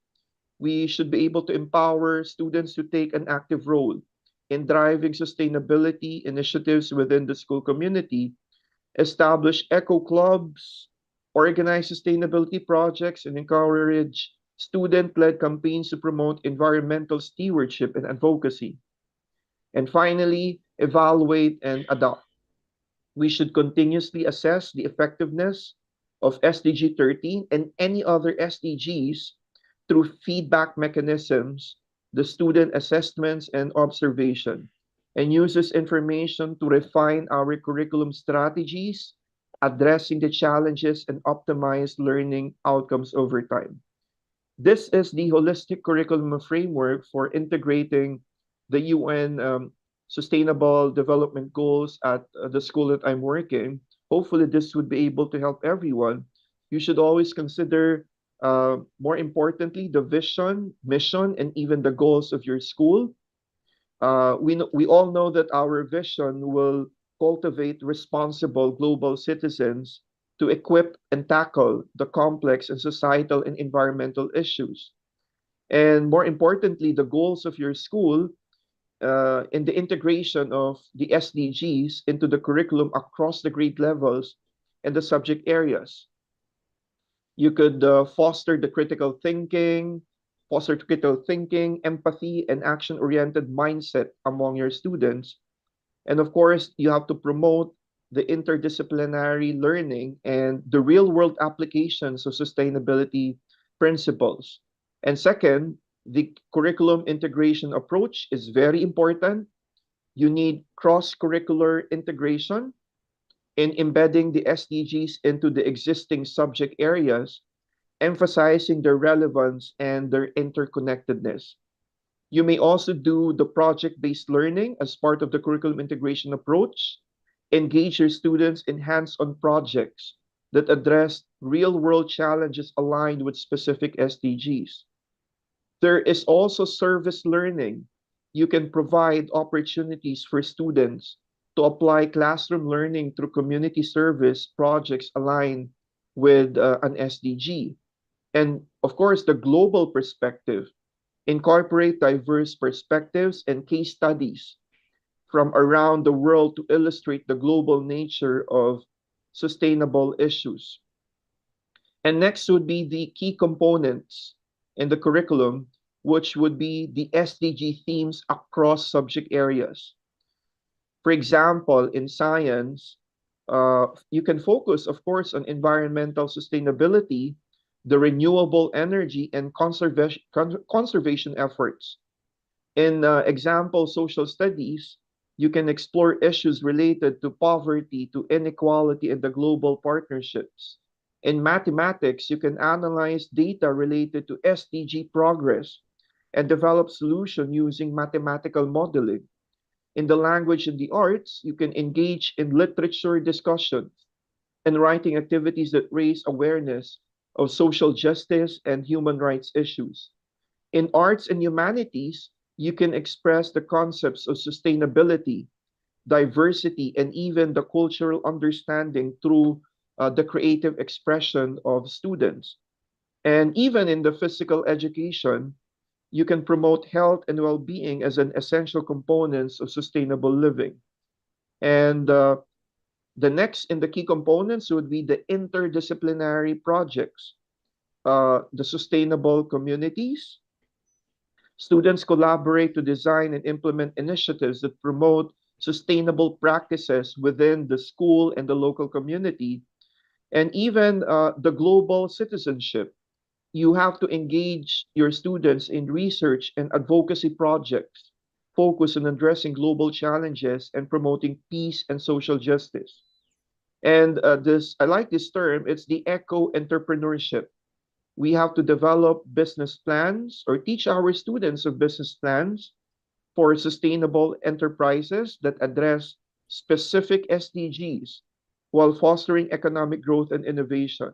And finally, in the key components of the curriculum framework would be the community engagement, partnerships, collaborate with local organizations, schools, and businesses, and government agencies to support the SDG-related initiatives and the community service projects.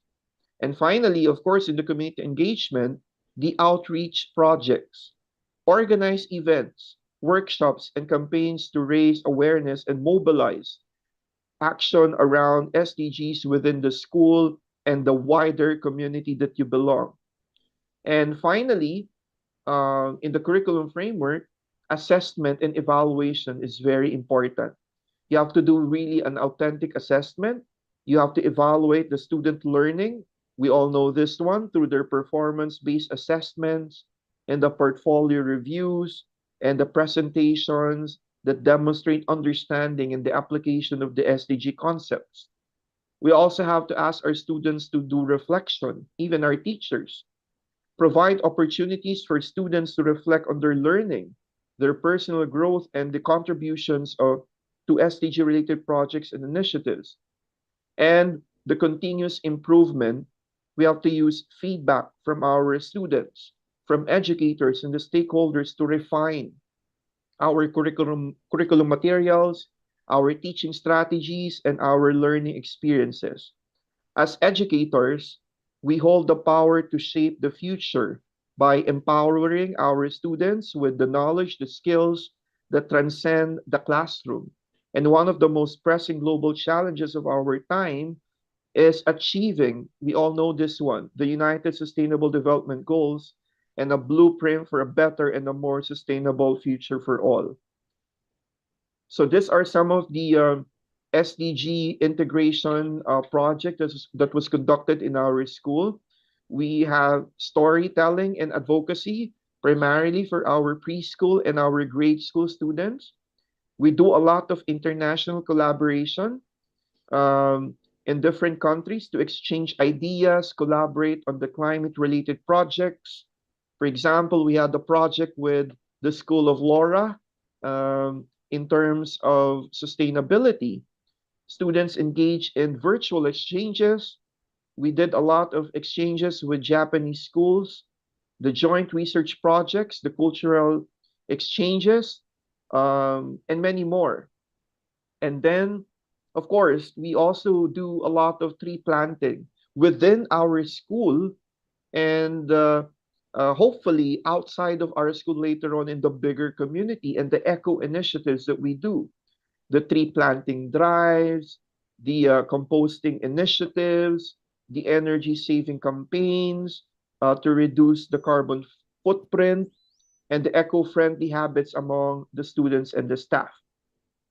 And of course, more importantly, we asked our students to do UN SDG related research of students.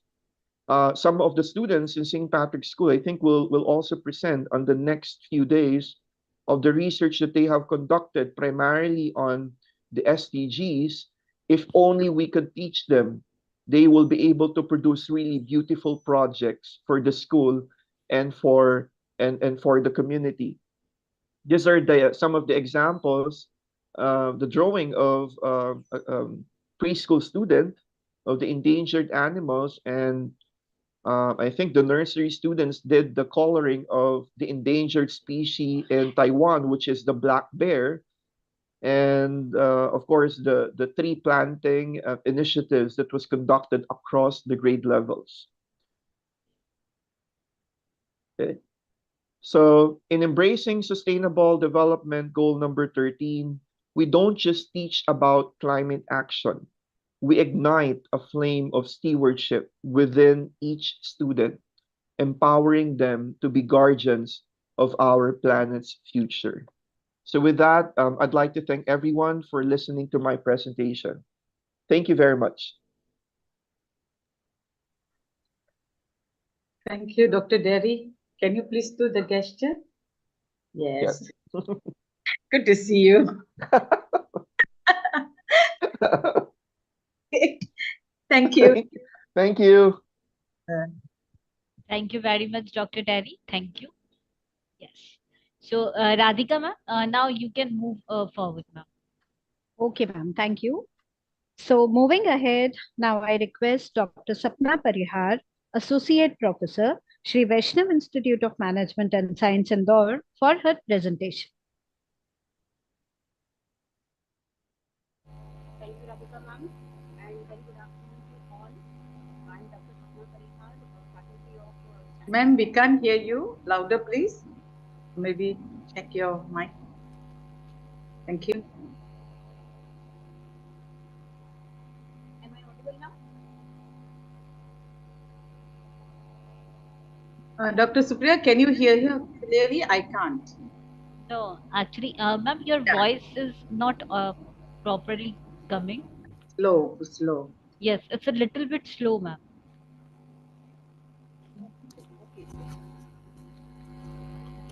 And ma'am, there is lots of echo. Okay. Now, am I audible properly? Yes. Yeah. So, very good afternoon to one and all. I am Dr. Sapna Parihar, Faculty of Statistics and Operations Research, Business Analytics, and I am also here joined today as one of the coordinator for SDG 13. So, thank you, the organizing committee, the organization which actually taken this, which have taken this noble initiative. So let me present my screen first. Yes, ma'am, you are co-host, ma'am. You can present. Okay. My screen is visible? Not now, ma'am. Okay, wait.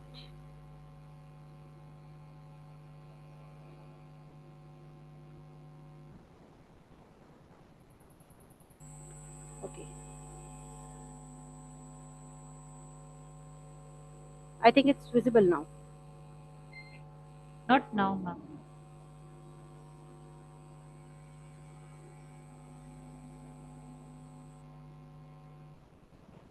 Not yet. Okay, wait.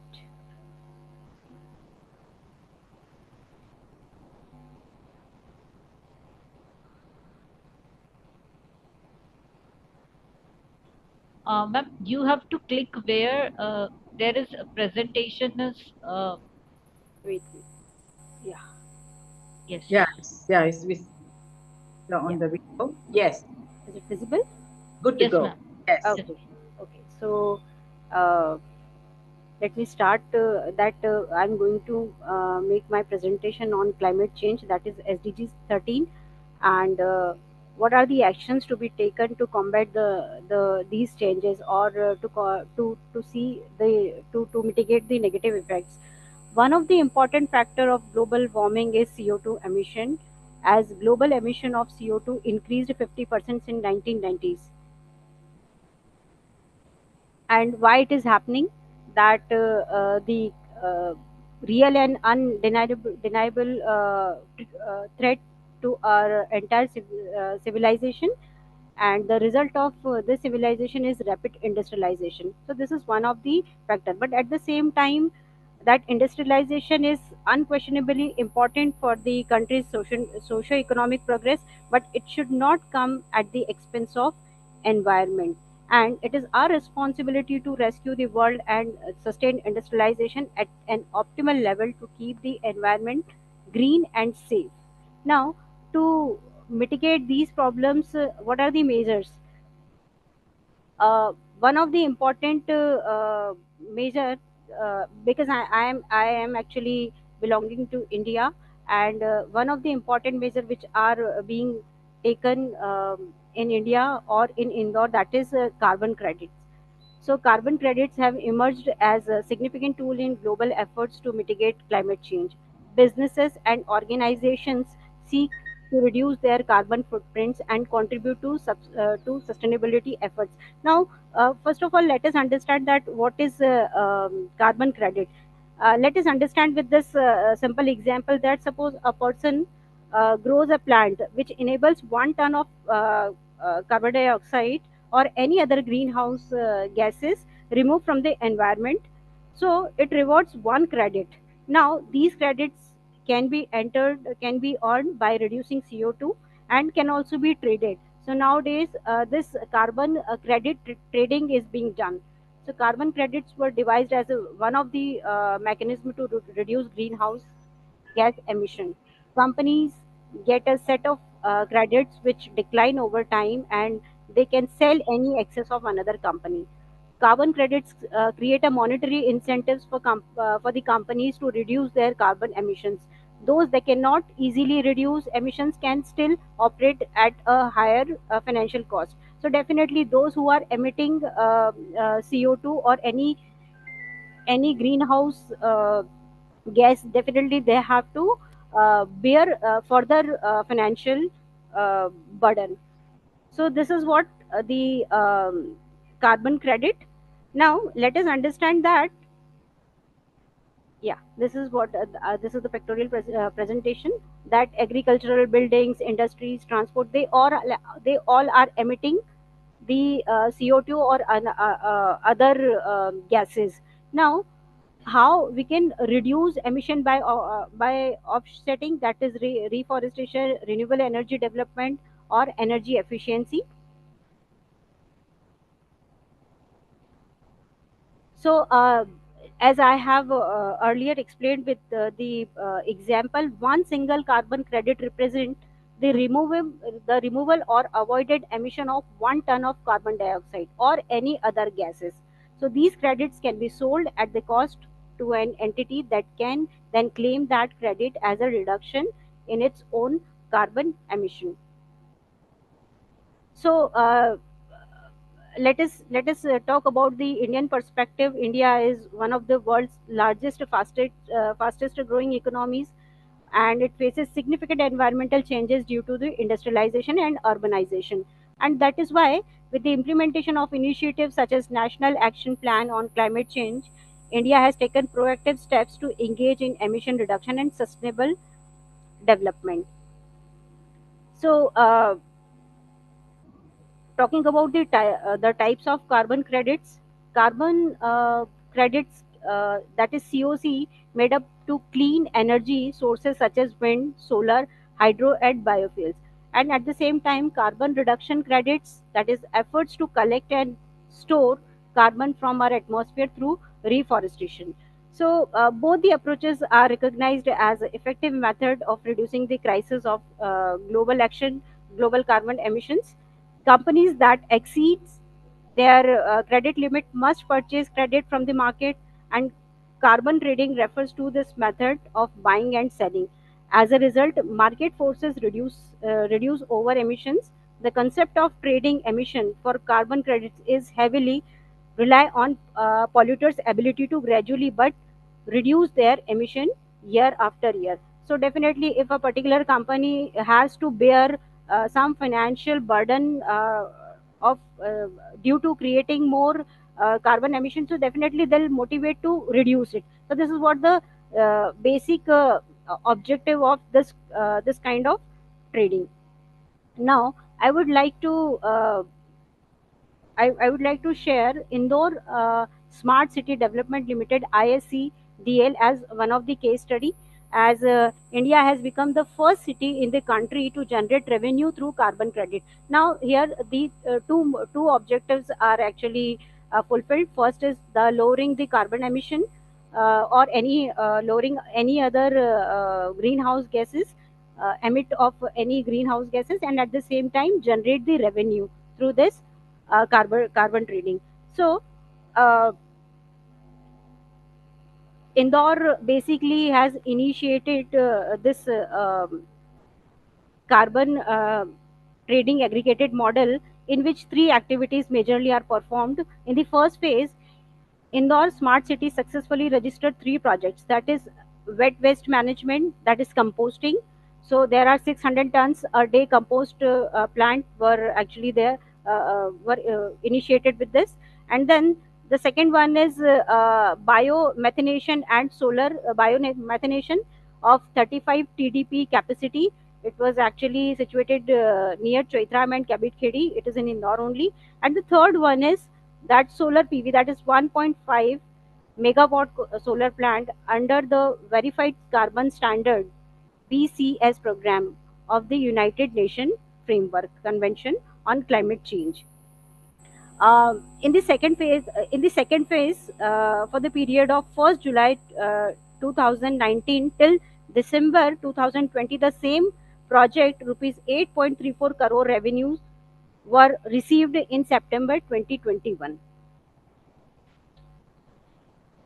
Progressing forward, new projects such as sewage treatment plant, decentralized composting, forestry, plastic recycling, LED lighting, etc. have also been registered in respective eligible carbon credit mechanism. So, with this model, Indore not only cleaned the city, but also gave the financial incentives to the administration of Indore to opt for the further green projects. This particular project has also been now taken by the south, one of the city, metro city, that is in South India, that is Chennai. So as a successful model, the carbon credit aggregator model of Indore smart cities should be replicated across the nation or across the globe on a large scale for its positive environmental impact and revenue generator for the country. So that's it from my side. Thank you, ma'am. Can we have your gesture? Yeah, sure. Can we have like that? Yeah, you can. Yeah, you can adjust that. Yes. Thank you. Done, ma'am. Thank you. Thank you so much. Thank you, Sapna ma'am. Thanks a lot. Supriya ma'am, can we move ahead with the presentations?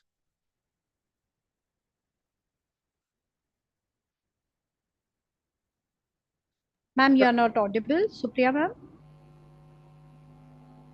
Ma'am, all the educators from the Shri Vaishnav Institute of Management has done, right, ma'am?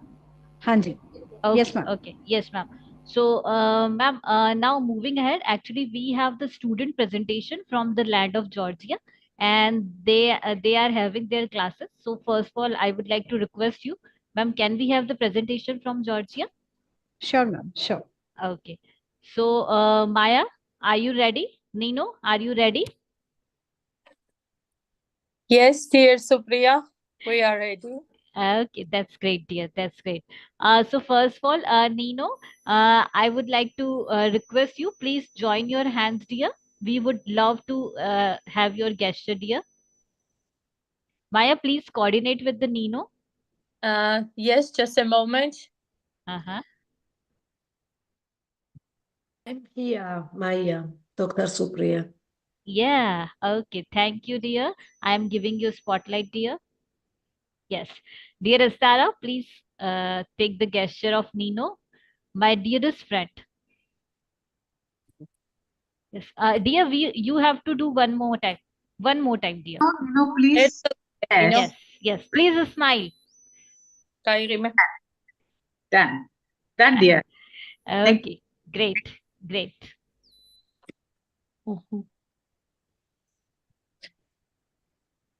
Can we now share Yes, dear. Okay. daha ziyaret var.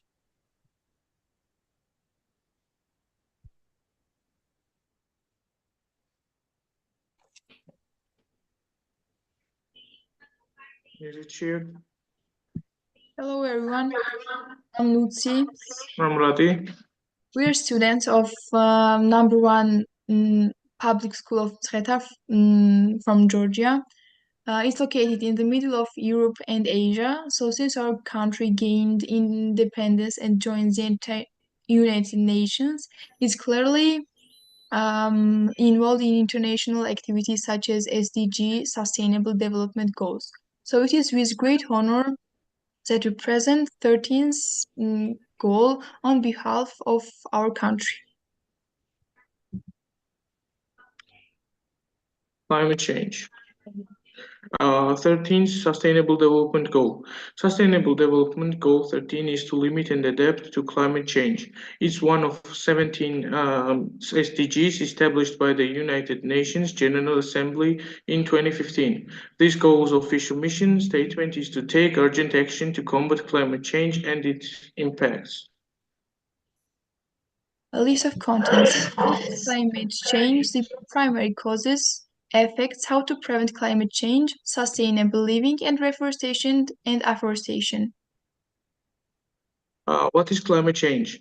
Climate change is a long-term change in the average weather patterns that have come to define Earth's local, regional, and global climates.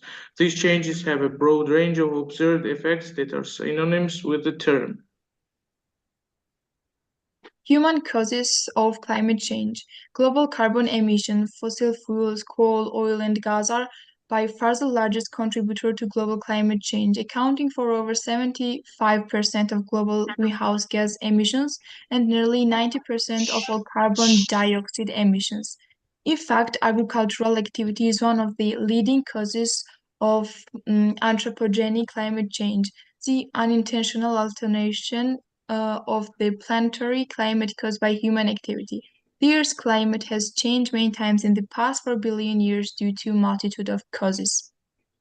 Deforestation refers to the purposeful clearing or thinning of trees and forests.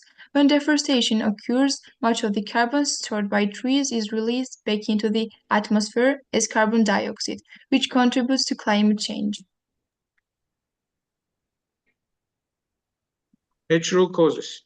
Volcanic activities. Volcanic eruptions discharge carbon dioxide, but they may also emit aerosols such as volcanic ash or dust, and sulfur dioxide. Aerosols are liquids and solids that float around in the air. They may also include soot, dust, salt, crystals, bacteria, and viruses. Aerosols scatter incoming solar radiation, causing a slight cooling effect. Tectonic shift. The movement of the plates also causes volcanoes and mountains to form, and this can also contribute to a changing climate. Large mountain chains can influence the circulation of air around the globe and consequently influence the climate. For example, warm air may be deflected to cooler regions by mountains. Solar irradiance. Variations in the composition and intensity of incident solar radiation hitting the Earth may produce changes in global and regional climate, which are both different and additional to those from man-made climate change. In the current epoch, solar variation impacts on regional climate appear to be quite significant in, for example, Europe in winter, but on a global scale are likely to be much smaller than those due to increasing greenhouse gases. Reforestation and afforestation. Reforestation can be defined as a process of replanting trees in areas that have been affected by natural disturbances like wildfires, drought, and insect and disease infestations, and unnatural ones like logging, mining, agricultural clearing, and development. This can mean anything from supporting natural regeneration in an area that has been degraded to planting ecologically appropriate tree seedlings after forest fires. It is a major solution to two of the phenomena that must impact the deterioration of the years, desertification, and deforestation. Afforestation. Afforestation is the establishment of forest or stand of trees, forestation, in an area where there was no recent tree cover. There are three types of afforestation: natural regeneration, agroforestry, and commercial plantation. In the context of climate change, afforestation can be helpful for climate change mitigation through the route of carbon sequestration. Afforestation can also improve the local climate through increased rainfall and by being a barrier against high winds. Now, the additional trees can also prevent or reduce topsoil erosion from water and wind. Trees can be a habitat for wildlife and provide employment and wood products.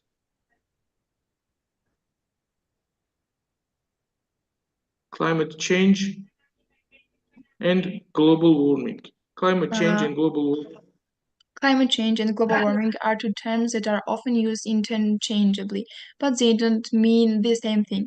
Climate change refers to a broad range of global phenomena created predominantly by burning of fossil fuels, which add heat-trapping gases to Earth's atmosphere. These phenomena include the increased temperature of planet's surface, as well as changes in precipitation patterns, rising sea levels, and acidification of bodies of water. Global warming, on the other hand, is the term used to describe the gradual increase in the Earth's average surface temperature due to the buildup of heat-trapping gases in the atmosphere. Climate change effects. Climate change is happening. Global average temperature has increased about 1.8 Fahrenheit from 1901 to 2016. Changes of 1 or 2 degrees in the average temperature of the planet can cause potentially dangerous shifts in climate and weather.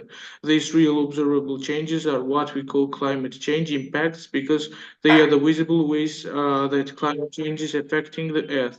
For example, many places have experienced changes in rainfall, resulting in more floods, droughts, or intense rain, as well as more frequent and severe heat waves.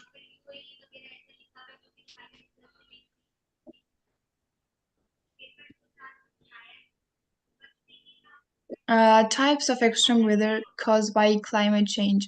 Heat. Heat stresses bridge joints, buckles pavement and train tracks, damages wiring, and slows down power plants at the same time as electricity demand ramps up. Rain. Heavy rain floods roads and homes, overwhelm sewage systems, and wash out the soil that supports tunnels, roads, and bridges. Drought. Disruption to normal rain cycle days,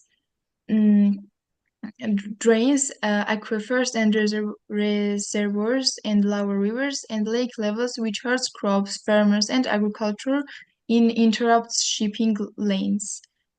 Rising seas could submerge thousands of miles of roads, not to mention homes, businesses, roads, airports, power plants, and train lines, just as a taste.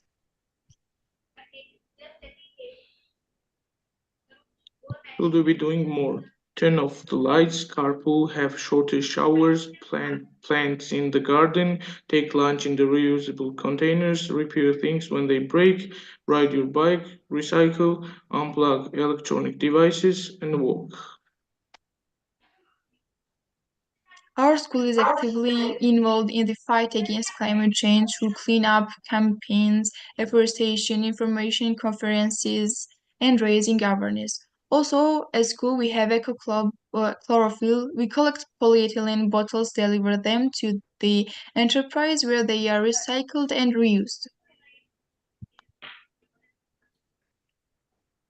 These are pictures that clearly show the involvement of our children in caring for the environment. In this booklet, they have shown the harm caused by the polluted environment and how we should act against it.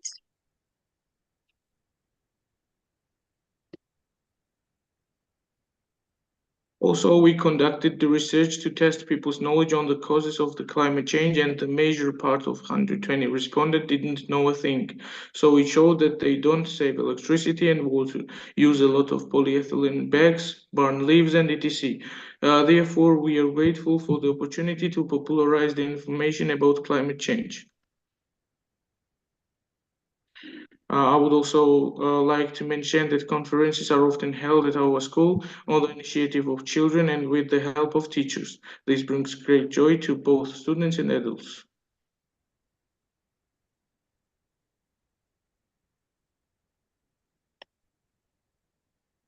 The climate crisis can be solved alone. There is still time. You can't get through a single day without having an impact on the world around you. What you do makes a difference, and you have to decide what kind of difference you want to make. The goal of life is to make your heartbeat match the beat of the universe, to match your nature with the nature. Thank you for your attention.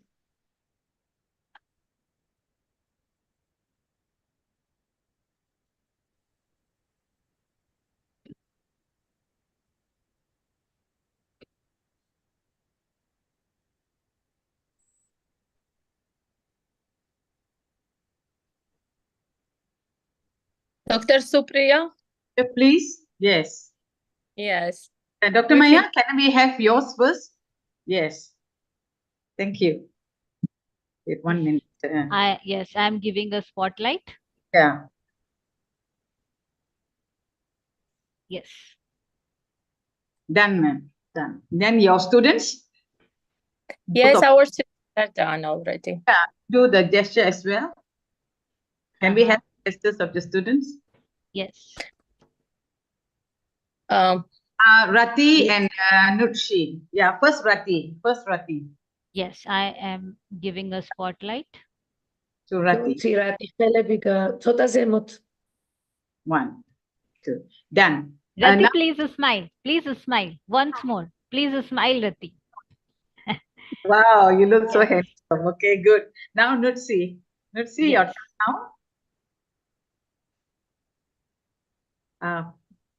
Need to make a spotlight. Yes. So, just hold on.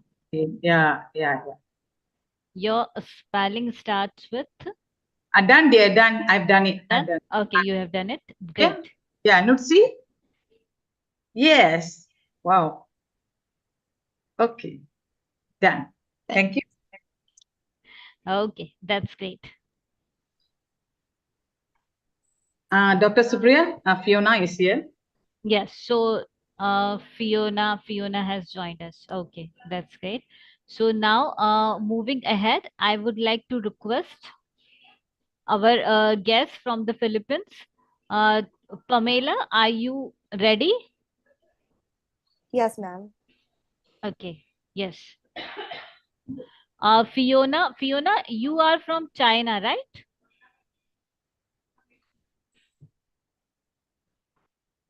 Yes. Pamela, you are co-host already.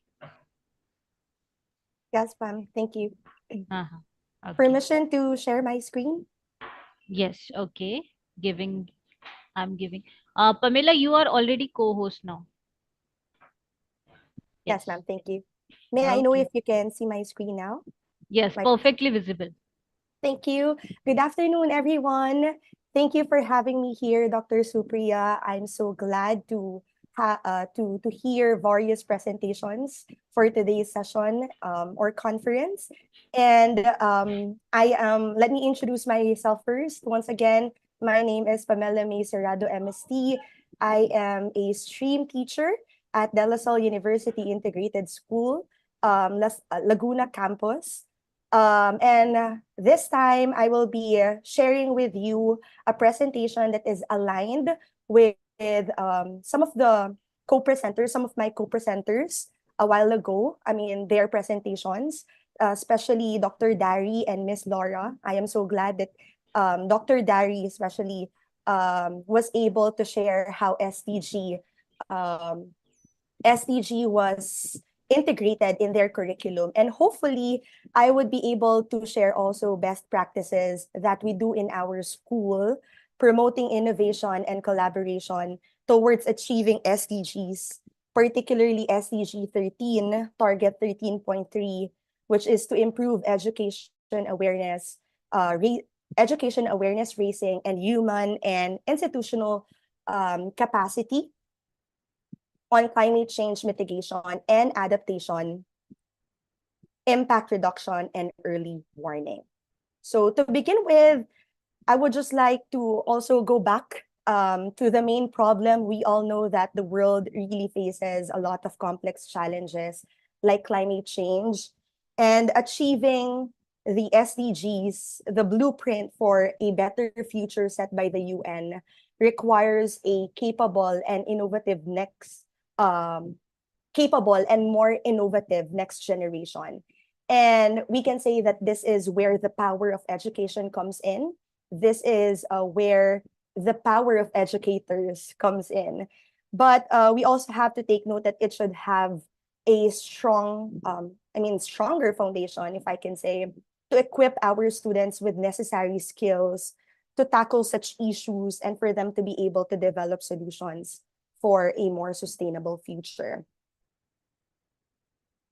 With respect to the presentations of our co-presenters or my co-presenters a while ago, we all know that education is a powerful tool for raising awareness about global challenges, indeed. And maybe one effective way that I can share is by integrating SDGs into the curriculum. And I can say that we have successfully done this for this academic year, wherein students become more familiar with issues and understand the importance of initiatives towards these goals. And in this case, we really have to delve into our competencies and their application and purpose, right? I think maybe some of us might think that it's a burden for us, considering all of the things that we need to do as educators. But we have to think that at the end of the day, it's not just about sharing all of the technicalities of the subject matter itself, but as well as raising awareness to these younger generations. But I would also like to highlight that it's not just about raising awareness, actually. It's really about empowering students to become change makers through education. So aside from that, after successfully integrating SDGs in our curriculum, we were able to put it in the next level, which is the collaboration between subject teachers. So since the goal now is not just about learning the technicalities of the subjects, but also highlighting its application with the integration of the SDGs, subjects in our school are now focusing or are now gearing towards a common goal. And with this, they were able to take on the challenge to integrate as well. So I personally do believe that integrating subjects, I think backed up with research, right, in education offers several benefits for addressing global issues like climate change. Even if we say that it's a little bit exhausting, but of course, it still provides a holistic understanding for our students. Through this, we will be able to encourage interdisciplinary solutions and, of course, promote collaborative learning. Aside from that, after integration within or between subject teachers or subject matters, assessments with on the third step should also be aligned with the SDGs. This is for us to provide students with opportunities to deepen their understanding of global challenges and develop solutions through a challenge-based learning approach or project-based learning approach, or whatever approach like service learning as well that we also do in our school. So these assessments may include some, but not limited to, the following projects that are enumerated in this presentation. So we can have research projects exploring SDG-related topics, case studies analyzing real-world challenges and proposing solutions. We can also provide presentations on the importance of specific SDGs and strategies for achieving them. we can also have debates discussing actions or policies related to the SDGs. Service learning that I mentioned a while ago. So this can also be implemented. Okay? And then, of course, reflection journals, which is very important, so that students can document their thoughts and experiences related to SDG-related activities. And through this, by integrating SDGs into our assessments, into our authentic assessments, we would be able to adopt a challenge-based learning approach wherein educators can evaluate students' knowledge and skills, not just evaluate students' knowledge and skills, but also foster their engagement with global issues and promoting action towards sustainable development. So in our context, let me share with you on how we integrated SDGs, particularly SDG 13, climate action, into our curriculum. How we integrated as subject teachers to provide better learning for a better learning experience for our students, and how we come up with or how we came up with assessments that would be of help. So our school, the De La Salle University Integrated School, and our mother school, which is De La Salle University, located in Manila, Philippines, is actually one of the schools that provides robotics program in our academic curriculum. So we offer robotics program as early as 1st grade until 12th grade. And we also have a stream subject starting at 7th grade that focuses on foundations of research. So yeah, we have a separate stream subject, which is an elective subject, another elective subject besides their math class and science classes. So in our school, I am an 8th grade stream teacher, and what I teach is statistics for research. So basically, I teach basic concepts on stat, from data collection to simple descriptive measures. But of course, I don't end there. We don't just compute and interpret data in statistics. We actually make the most out of it by applying it to research. So as early as 7th grade and 8th grade students were able to already start working on their research papers, research projects, and research proposals that would eventually be presented to different conferences, whether locally and internationally. Also, I would also like to share that the grade 8 curriculum in our school exemplifies the successful integration between subjects, especially robotics and STEAM, since term 1, the first quarter of this academic year, where we focus on environmental monitoring aligned with SDG 13. So students use their knowledge or robotics knowledge, wherein they utilize different sensors that they've learned in their robotics class. They've utilized such, for example, the HT11 and the HT22 sensors to collect air temperature, humidity, air quality, and later on calculate heat index. Wherein in general, they've created an early warning system for the school.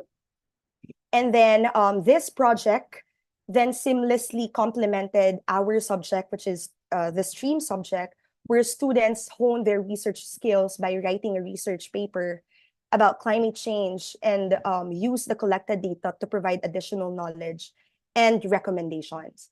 And then one thing that I can proudly share as well is that through this integration or openness between these two subjects, the integration extended to physics and mathematics subjects of our students, allowing students to explore maybe the effects of heat, calculate the heat index in their physics class, and delve deeper into data analysis by using different mathematical, their mathematical knowledge and using their mathematical concepts. So building upon this foundation, a team of grade 8 students leveraged their impressive term 1 research output and prototype to participate in the 9th Philippine Robothon, which is a national competition here in the Philippines. So the annual competition challenges the students in the Philippines to showcase their robotic skills through innovative solutions. So these dedicated students of ours modified their project from term 1, from the quarter 1 of this academic year, and they modified their prototype named Airwave Guard by promoting elements of Internet of Things or IoT, data logging, and visualization and application development. So their dedication and ingenuity paid off as they secured the championship title in their age category. So in a similar way, they also secured the top 7 title among 640 participating teams at the recently concluded Pilipinas RoboSports tournament. And by this time, this is already the version 2 of their early warning system prototype. The students and the team, the whole the stream and the robotics team are now looking forward to collaborate with the local government and submit it for patenting. So imagine having this kind of project for this young generations as early as 8th grade, where they really become change makers, building solutions or making their own solutions in issues like climate change. So it's actually very inspiring and of course encouraging. So these students, just to continue their project as well, this term, these students will be using all of their learnings to create smart greenhouses by this time, to not just support SDG 13, but as well as other SDGs like SDG 2 and SDG 8. And then aside from that, the success of Airwave was able to extend the integration of these 2 subjects, the stream and the robotics, also produced a promising output from 10th grade students having drone technology part of their curriculum. So that is the original competencies that they need to tackle in their curriculum. So a team of 10th grade students also participated in the same competition where they created a weather drone technology aligned with SDG 13 and also secured the 2nd place out of all teams joined. So these 2 do not just show its applicability to the school community, to our school community, but also its applications and benefits to our partner community, to our partner school, since we also do service learning, highlighting the real world impact of their combined research and technological innovation. So in conclusion, today, we actually stand at a critical juncture in human history where our actions hold the key to shaping the future of the planet. And as we embark on our educational journey, we must recognize the urgent need to address climate change, which is one of the most pressing challenges of our time, as outlined in SDG 13. And in our classrooms, maybe in our laboratories and in our own communities, we possess the power. We actually possess the power to drive positive change, whether we are educators, whether we are students, especially as educators, by aligning our learning objectives with the different SDGs, particularly SDG 13. And it's imperative to take urgent action to combat climate change and its impacts. So by integrating this goal into our curriculum, we can equip the young generation with the knowledge and skills needed to become agents of change in the fight against, of course, climate change. So let us envision a future where every lesson they learn and every task they undertake in our classrooms is aligned with objectives of SDG 13, but as well as also the other SDGs, whether it's a simple science experiment aimed at understanding the impacts of climate change, a literature analysis highlighting the voices of climate refugees, maybe, or a mathematics project modeling carbon emission reductions. Hopefully we will be able to infuse every aspect of our education with a sense of urgency and purpose. And I do believe that together, through collaboration between subjects and interdisciplinary learning, we can unlock innovative solutions to address climate change and create a more sustainable and resilient future. By embracing the principles of SDG 13, we can really empower not just ourselves, right, but as well as future generations to work towards a world where our planet thrives and all of its inhabitants live in harmony with nature. So let us rise to the challenge, take on the challenge, let us seize every opportunity, and let us work together to achieve SDG 13 and ensure a brighter future for generations to come. So that's it on my end. Thank you for listening. Thank you very much. Thank you, dear. Thank you very much.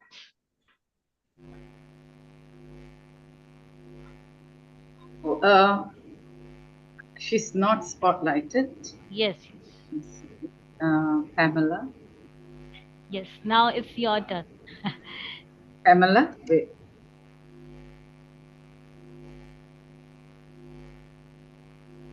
Okay. Okay, I have to remove Natsi first. 1 minute, yeah. Natsi.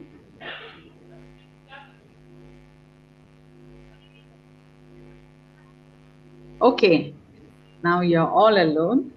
Beautiful. Thank you, dear. Thank you. It's done. Thank you so much. Thank you, dear. Thank you very much.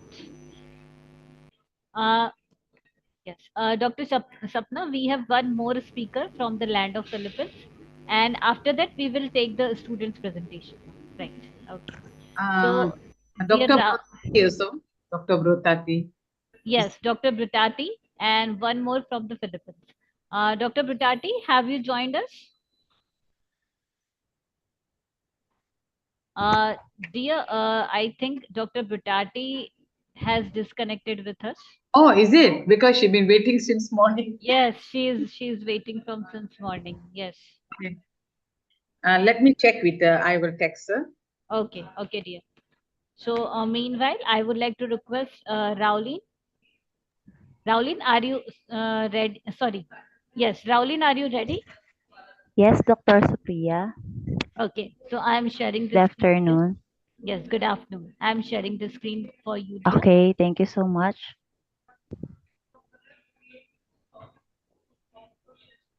Am I audible, Dr. Supriya? Yes, loud and clear, dear. Okay, thank you so much. We have to remove Pamela. Okay. Yes. Ma'am Rowland, yeah, okay. Visible. Great. Yes, thank you. Okay, so before I start, let me greet you good day to each and everyone, especially to Dr. Supriya and to the persons behind Witty Gossip. I'm Roland Jean Arcega, a public school teacher at G𝐿𝐵 National High School located in the Philippines. I would like to share my own innovation and best practices in our school that supports SDG 13, climate action. So this innovation project was called Project Lotto Home, from the acronym Lotto Home, meaning lessening all plastic waste to help our Mother Earth. Okay. Specifically, dear Rowley, please let me know whether the screen is visible. The first slide is visible. Yes, Dr. Supriya. Okay, great. Okay. So you have to just tell me that whether whether I have to change the slide. So you can. Okay, Dr. Supriya. Yes, you can say me change the slide, right? Okay, I will just say next slide, please. Okay. Okay, thank you so much. Okay, so to be continued, so this innovation project was called Project Lotto Home, lessening all plastic waste to help our Mother Earth. Specifically, this innovation sought answers to the following problems or issues, such as the first one is lack of knowledge about waste management, not practicing segregation at home and in the school, and then cannot understand the different types of waste, and then consuming excessive number of instant foods in different plastic packaging, and neglecting the value of conserving our Mother Earth. So as one of the initiatives of solid waste management under our DepEd memorandum here in the Philippines, entitled Creating Task Force on National Greening Program, the Department of Education here in the Philippines issues the guidelines to concretize directions in the implementation. So with that, your very own, I conducted a project that come up with the idea to look for the potential partnerships that will help in implementing the project. To start the project coordinator sent letters to some establishments so that we can be partners. So luckily, the Green Ants Builders INC, an innovative provider of eco-bricks, agreed that they are the ones who will collect the waste segregated by the learners inside the school and in their houses, as well as segregated plastic waste. Okay, so as you can see in the picture, yours truly conducted some symposium. I explained to my students how to segregate waste, and then we conducted an ocular activity to the vicinity of our partner NGO. And then, as you can see in the picture, they are making eco bricks from shredded plastic waste. And then from that, they can build or made a hand washing facility. And then in our school, we request the students and parents to save and segregate their plastic at home. As you can see in the picture, so they bring the plastics in our school. And then our partner NGO, the Green Ants Builders, collect the plastic waste. Okay, next slide, please. Okay, so every month, the Green Ants Builders collect the plastic waste. And then to integrate the value on how to conserve our Mother Earth, we teach the students on how to make recyclable materials in our classroom. Next slide, please. Okay, so from the recycled materials, they make such raincoat, and then different items such as mirror or decorations and some accessories, like you can see in the pictures. Okay, next slide, please. Okay, and then our partner NGO, the Green Ants Builders, as an incentive, they gave us some hygiene kits, as you can see in the picture, and then dishwashing paste, powder, toothpaste, such as materials. Okay, next slide.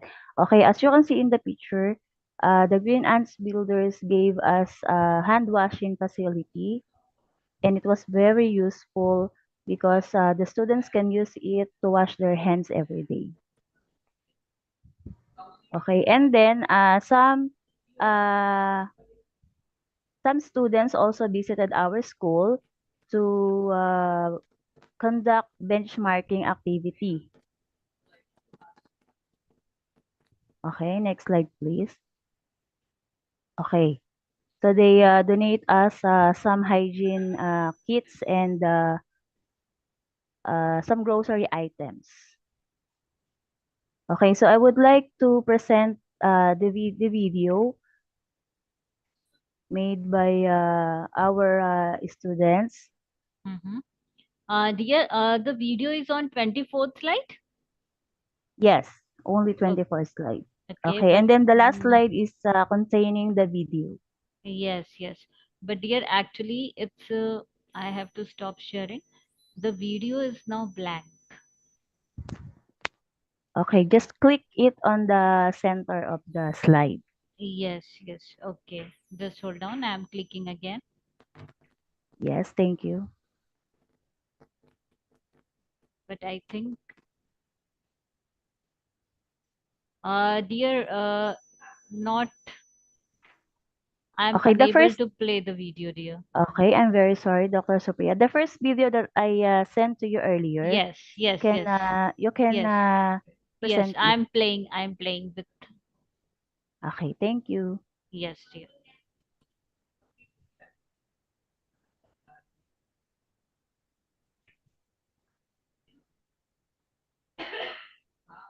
And I'm sharing the screen again. Give me a moment. Yes. Thank you, Dr. Supriya.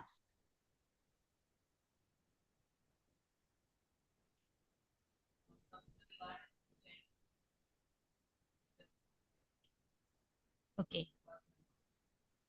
Is the sound is coming? No, I can't hear. Okay.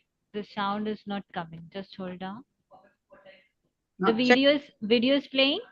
One of the common problems it encounters Okay, thank you so much. It's playing. especially during the face-to-face classes. In these new normal times, to resolve the issues about the problem, the school conducted and implemented a project on how to lessen the waste. It was in year 2021 when the project Law to Home was conceptualized. This project aims to lessen the different kinds of plastic waste materials while keeping schools' vicinity clean, as well as their home and as well as the whole community. The project Law to Home was supported not only by the students, parents, and teachers, but also by the municipality of Bustos, Green Ants Builders Incorporation, with some partner establishments like 7-Eleven branches, Pandayan Bookshop, and Nesable Green Heights to contribute by donating their plastic waste materials in our school in support to the realization of the Sustainable Development Goals. Recently, the project Law to Home was featured by Channel 25 Bida Kayo Kay Aga segment to explain the different importance of collaboration to the different stakeholders. Po sila sa amin ng hand washing facility at saka po itong flooring po na grasscrete. Kumbaga po nagagamit po sa pagpapaganda ng orchidarium. Tapos as incentives din po, nakapagbigay din po sila sa mga students and parents po ng grocery pack items po. Kasama po kasi dun sa project ng Lotto Home po namin na proyekto po ng school namin na kumbaga ituro din po sa mga students kung paano po yung proper waste segregation start po sa kanilang mga tahanan. Para po kumbaga well-disciplined po sila na hindi po dapat basta-basta tinatapon lang yung mga plastic po sa paligid. Naging maganda po kasing tandem ang Green Ants together with G𝐏𝐿𝐴𝐴 National High School at saka po ng ating municipality po natin. Dahil po sa Green Ants, nabawasan po yung mga kalat po sa loob at luwas ng tahanan and then sa buong municipality din po ng Bustos. Hindi lang pagtulong sa kalikasan ang ginagawa ng Green Ants, nakakapagbigay din sila ng kabuhayan sa pamayanan. The project Law to Home was maintained from its pilot year implementation until today, wherein the school received outstanding recognitions this year 2022 from the different award-giving bodies, and it is presented not only in the Philippines but in the international level. Okay, thank you so much, Dr. Supriya. Okay, so that's the end of my video presentation. And I would like to say that last 2022, I already present my project in Wittygossip. So again, thank you so much to Dr. Supriya for the privilege to join and become again as one of the international guest speaker. And in behalf of my school here in the Philippines, G𝐏𝐿𝐴𝐴 National High School, I would like to thank you. I would like to thank the organization of Wittygossip, and then I would like to say thank you also to the persons behind your organization. Okay. Yeah. Again, thank you so much. Thank you so much. Can you please adjust your screen lower? Yes, and do your gesture. Yes. Yes. Yeah, gesture, please. I'm wearing our org shirt. That will be good. That's why I asked to adjust. Yeah, better. Thank you so much. Snap, yeah. Your hands? Yes.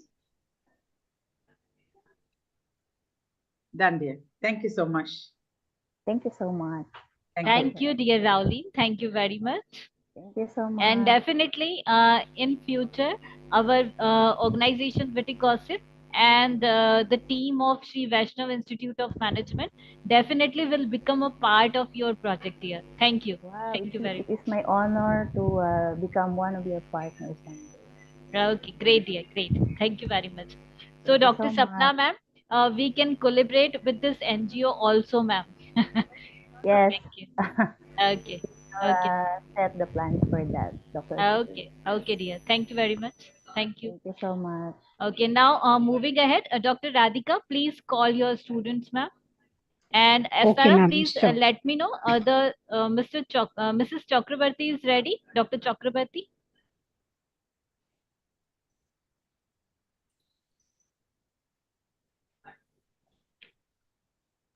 I've already texted to her and called her. She's late. Once she's in, I'll let you know. Okay. Yeah? Okay, dear. Okay. So, Dr. Radhika, yes. Please. Yes, ma'am. Yes, ma'am. Please call your students. Okay, ma'am. So now moving ahead with our presentations, I would like to invite our students for discussion on various topics related with the climate action. So the first student in the row is from MBA program, Mr. Anurag Jain. Please start with your presentation.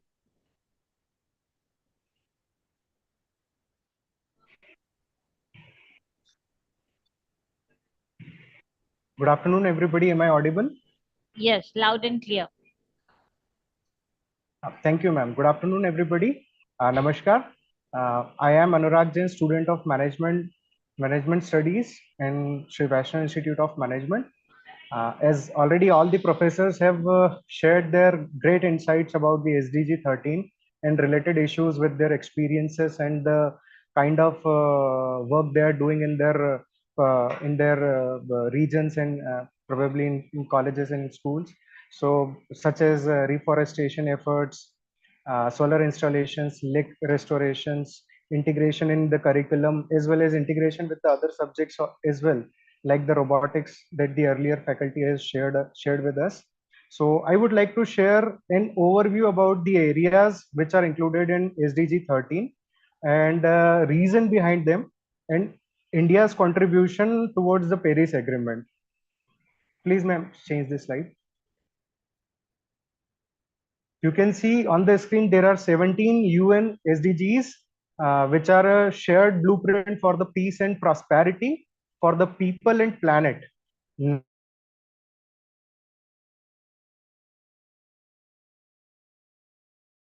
Now and into the future. So we know for sure that we are going to see in the next slide. Next slide, please, ma'am. Yes, so we are seeing the conditions of climatic effect on our planet. One is extreme weather events. We are seeing the frequency of extreme weather events like drought, torrential rains, floods, and extreme heat waves. Even this year, we are going to see the highest number of days of the extreme heat waves in our own country. Another point is soil degradation. Rise in temperature has already decreased the crop productivity, threatening annual global crop output worth between USD $235 billion to USD $577 billion. Rising sea level, it is another climatic effect. Rate of rise in sea level doubled in last decade, which is from 2.27 millimeters to 4.62 millimeters. Coastal cities are already drowning at a rapid pace, affecting 900 million people across the globe. Next slide, please. Rise in temperature. More than 1.1 degree Celsius temperature has been risen over the last century in the global temperature. Rising wildfires leading to deforestation, loss of biodiversity. Effect on humans between 1998 to 2017, 1.3 million people have been killed and 4.4 billion people are injured due to the climate related calamities. And the financial effect at the last, in 2018 alone, the damages from climate related natural disasters cost us about around 155 billion USD, which is approximately half the GDP of our neighboring country, Pakistan and Bangladesh. So you can see that it has the huge financial effect also. So therefore, the SDG 13 has included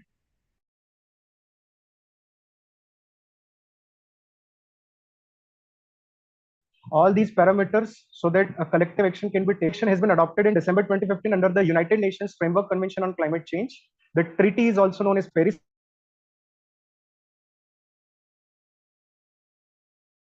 Agreement on Climate Action. The Paris Agreement is legally adopted by 196 parties, which are the member nations, at COP21 in Paris, and entered into force by November 2016. Change the slide, please, ma'am.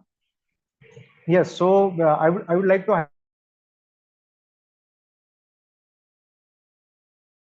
highlight the key points which are included in the Paris climatic. So the idea is to keep the global warming well below the 2 degrees Celsius and continue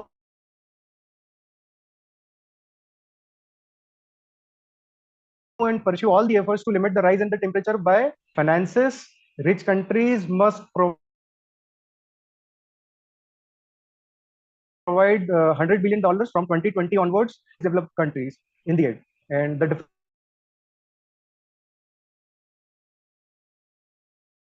differentiation, since the developed countries must continue industrialize at a great scale and have the capacity to bear the cost, so they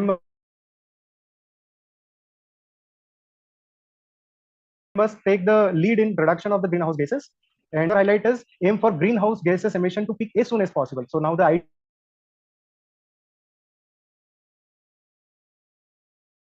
is to peak the greenhouse emissions from all these so that we can go towards the downward trend and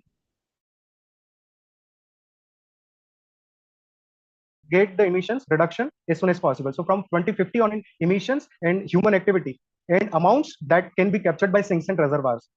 So the next point is the burden sharing. As I already stated earlier, developed countries must provide financial resources to help developing countries, and other countries are also invited to provide the support on a voluntary basis for every individual countries. Review mechanism, there would be a review mechanism for every 5 years. First mandatory world review would be in 2025. Each review will show an improvement compared to the previous period. So it started from 2015, it would go on up to 2030.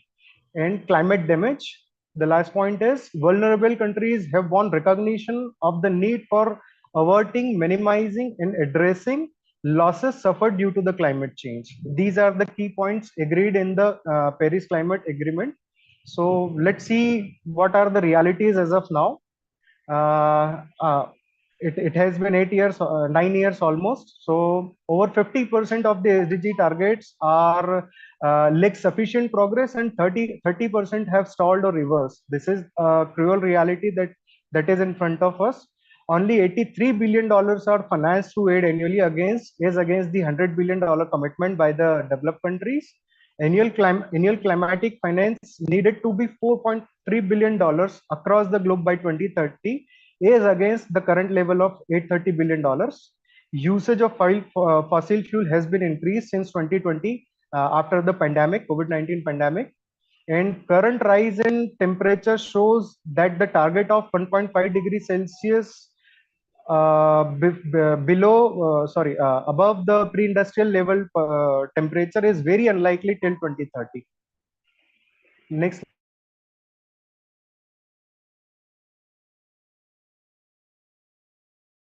slide, ma'am. So now I would like to share the India. It is India announced that 3 major voluntary commitments at COP21 called the nationally determined contributions (NDC). Those 3 were improving the emission intensity of its GDP by 33 to 35% by 2030 over 2005 levels. So India is going to improvise its carbon intensity or the carbon emission intensity of its GDP by 33 to 35%, increasing the share of non-fossil fuels based electricity by 40%, to 40% by 2030, and enhancing its forest and tree cover to create carbon sinks, and therefore thereby absorbing 2.5 to 3 billion tons of carbon dioxide by 2030. Next slide, please. What India did during 2015 to 2021, these are some highlights. India achieved 21% of its emission intensity reduction target as a proportion of its GDP, in line with its pledge to 33 to 35% reduction by 2030. 35% of power capacity generation has already been achieved by non-fossil fuels by 2018, and increase in forest cover by nearly 2% between 2015 to 2021. India was the only major G20 country that is on track towards keeping its NDC commitments, and it is keeping on track it. Next slide. India's updated NDC by 2021, as we have discussed earlier, every 5 years there would be new and updated commitments by the member countries. So in 2021, India announced the following new 5-point sets of targets at COP26 in Glasgow. First one is increase non-fossil fuel energy capacity to 500 gigawatts by 2030. Meet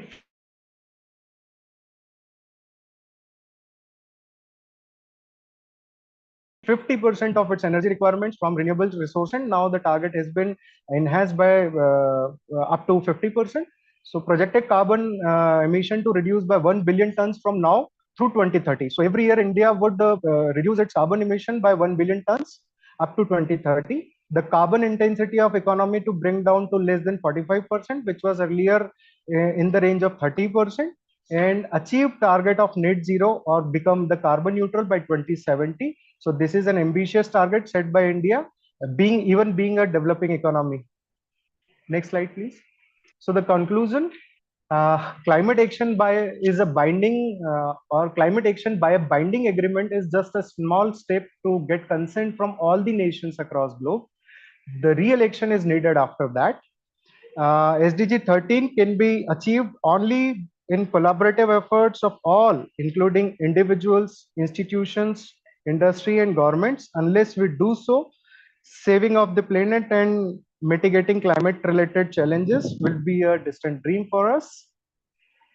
And this is high time to unite the efforts and share the responsibility to tackle climatic problems at the earliest, so that future generations can have a planet to live and prosper. Thank you, sir. Thank you very much.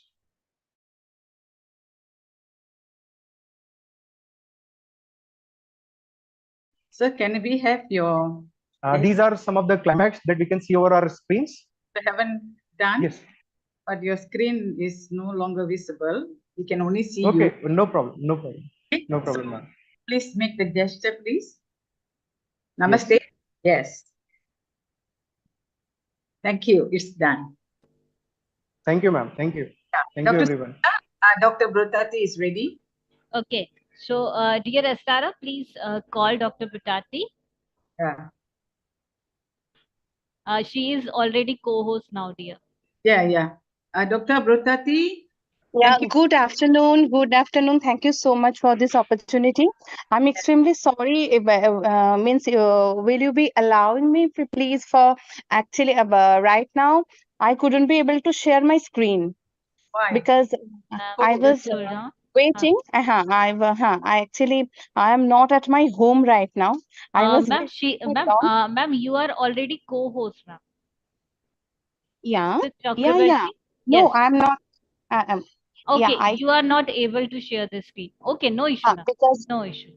Because I am right now only I am on my mobile. From mobile only I am just attending this session.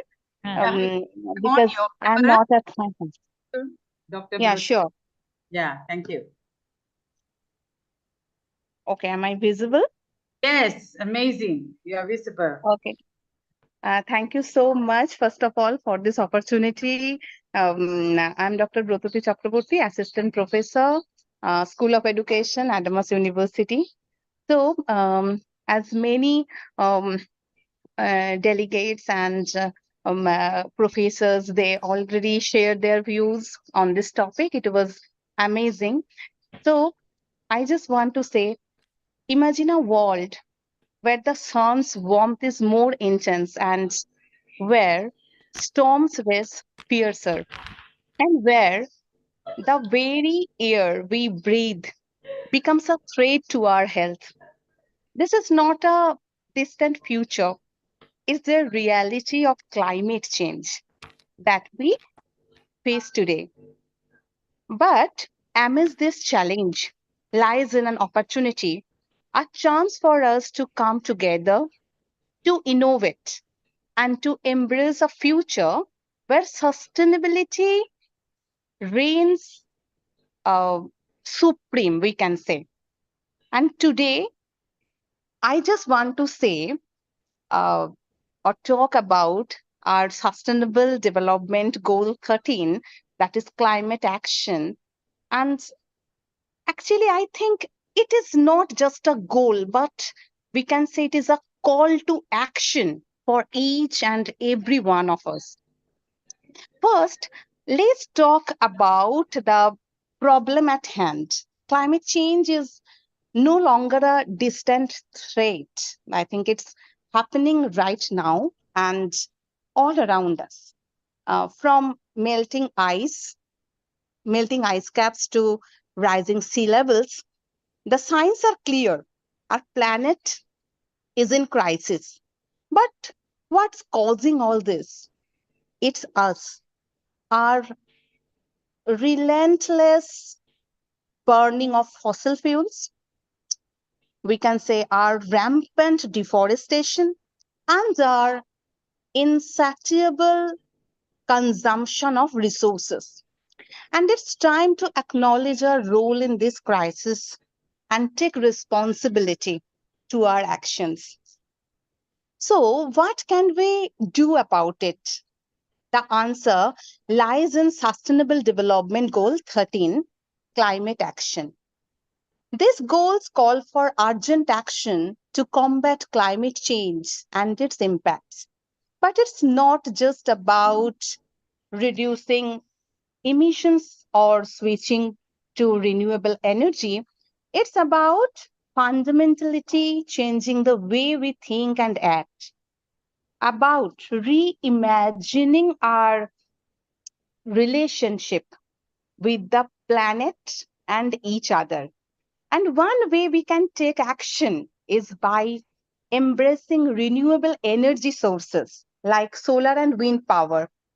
Imagine a world powered by clean, sustainable energy, a world where the sun's rays and the wind's gusts are harnessed to power our homes and our businesses and our lives. It's not just a dream, it's a reality that's within our grasp if we have the will to pursue it.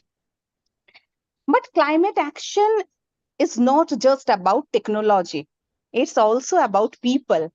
It's about empowering communities to adapt to the changes that are already happening and building resilience to future challenges. It's about ensuring that no one is left behind, that the most vulnerable among us are protected and supported. Education and awareness that are also key to climate action. By educating ourselves and others about the causes, and of course, like none of this will be easy. We know there are challenges ahead, political inertia, vested interest, and resources which countries stand in our way. But in every challenge lies an opportunity, and the climate crisis is no exception. By working together, by pooling our resources and our creativity, we can overcome these challenges and build a better, more sustainable world for ourselves and for future generations. So let's roll up our sleeves and get to work. Let's embrace innovation. Let's foster collaboration and let's take bold, decisive action to combat climate change and secure a brighter future for all. The time for action now, and the stakes could not be higher. And let's rise to challenge and be the change that our planet so desperately needs. Thank you so much. Thank you, everyone. Thank you, Dr. Brutati. Can you please on your camera and do the gesture? 1 minute only, very fast. Yes, namaste. Namaste, your gesture. Put up your hands. You are muted. It's okay, but you just put up your hands and like namaste. Can you see me? Can you see me? Yes. Lower your screen, please. Slightly, yeah. It's okay. Done. Thank you. Am I visible? Is it okay? Yeah, it's not really very good because we can't see fully your hands, both your hands together. Can you adjust your screen lower so we can see your hands, or you put your hands up higher? I think she's static already. Never mind. She's having connection. I've taken 2 of her screenshots. We can go ahead. Okay. Yes, ma'am. Yes. So, Dr. Sapna, Dr. Radhika. Yes, ma'am. Yes, ma'am. Ma'am, please call other students. Okay, ma'am, fine. So now I would like to invite Mr. Divyansh Pal, a student of Shri Vaishnav Institute of Management and Science, and he is in the MCA program of the institute. Please start with your presentation, Divyansh. Thank you so much, ma'am.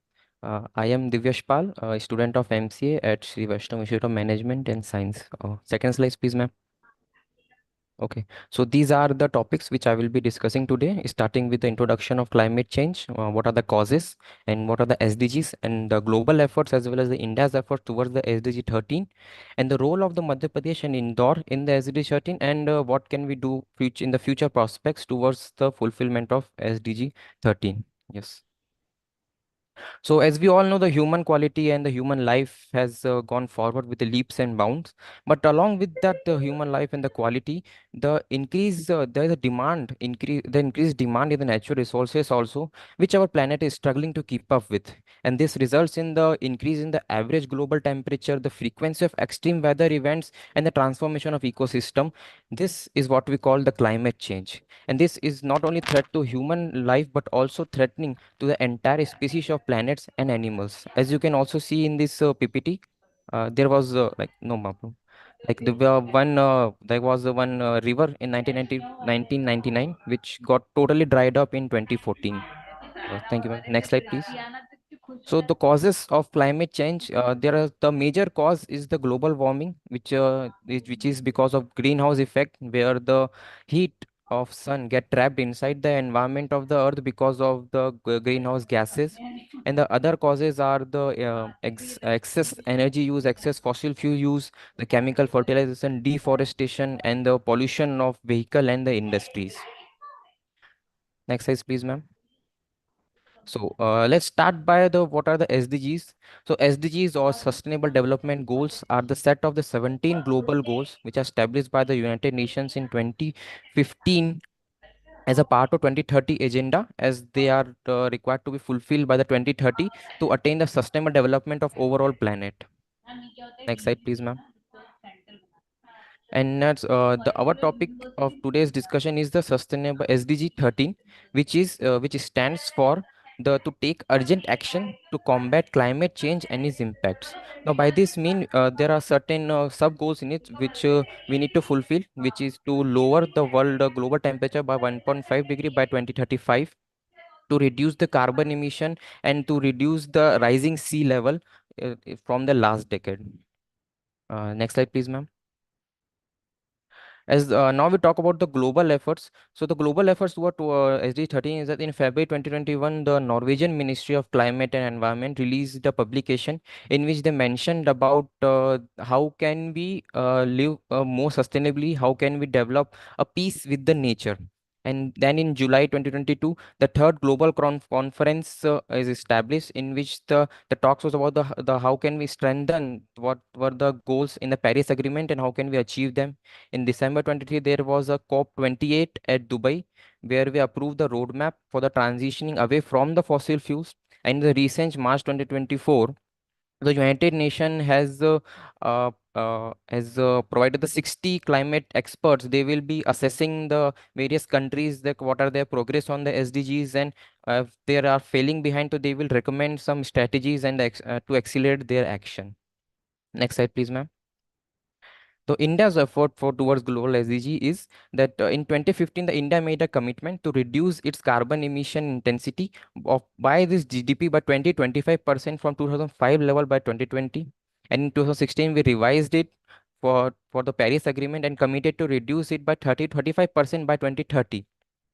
In August, India initiates to combat the climate change and thus achieving the SDG, and it also include the zero emission by 2070, and include also the initiatives of green energy transition.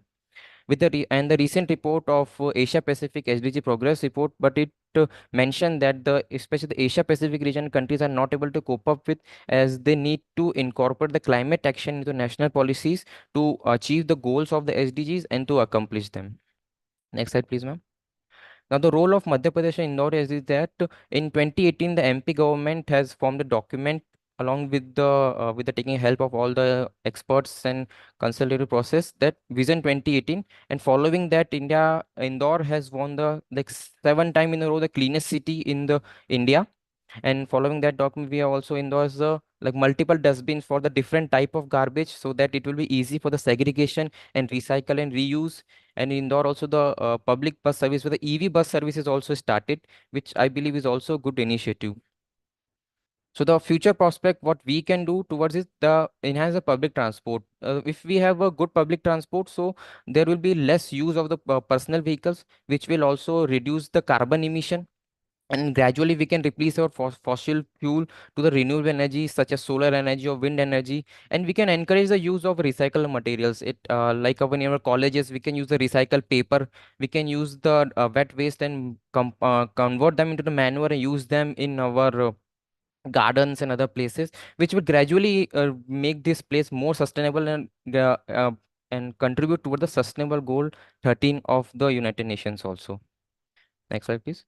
And thank you so much for your listening and time and attention. And I believe by the contributing and the combined effort, we can make this planet a more greener and more happy and more sustainable for ourselves as well as for our future generations. Thank you so much, ma'am. Thank you. Now it's time for your gesture. Yes, ma'am. Yes, 1 minute. Let me.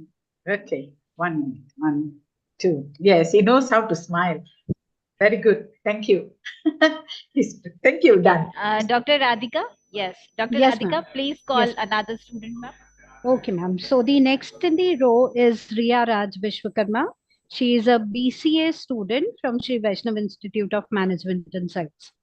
Please start with your presentation, Riya. Am I audible? Yes, Yes, you are perfectly. audible, Beta. So, it's our right to live in a world where flora and fauna exist. Our Mother Earth is a beautiful place to live, and we all can contribute our roles to save it. Namaste. My name is Riya, and today we are going to talk about climate action. Next slide. So the contents I'm going to cover here is the introduction, causes, and global warming. So what were the global actions taken? India's climate journey, progress of India under SDG 13, work done by Indore and Madhya Pradesh, and the future ahead, and summary. So, climate action, as we can see that today climate change is it is taking place frequently, and there are many ecological disruptions being taking place. So, India, as one of the world's largest and fastest growing economy, so obviously its action will play a very important role here. And in simple terms, if I say about SDG, which is Sustainable Development Goal, which has been given by the UN nation, so it is also has a play. It has also played a role in protecting our climate. So The main purpose of my presentation is to emphasize on the nation's commitment to sustainable development. So first, we'll see what are the causes of warming world. So extreme weather conditions like hurricanes, floods, droughts, which are frequently taking place today globally, and rising temperature due to the emissions of greenhouse gases. The ice caps are melting, and sea level is also rising. Disrupted ecosystems, like we can hear in the news and the media that many flora and fauna species are becoming extinct. And when we talk about the agricultural impact, so it plays a very important role, as food is the basic necessity requirement of human life. And it is also at a risk today, and because of which we are also facing the health risk, like UV rays are in the depletion of ozone layer. UV rays are also entering, and it will eventually cause very respiratory problems and directly affect our retina, like this. Next. Huh. So, what are the global actions being taken globally by the countries? So, first one is which is the main topic today, SDG, which is Sustainable Development Goal.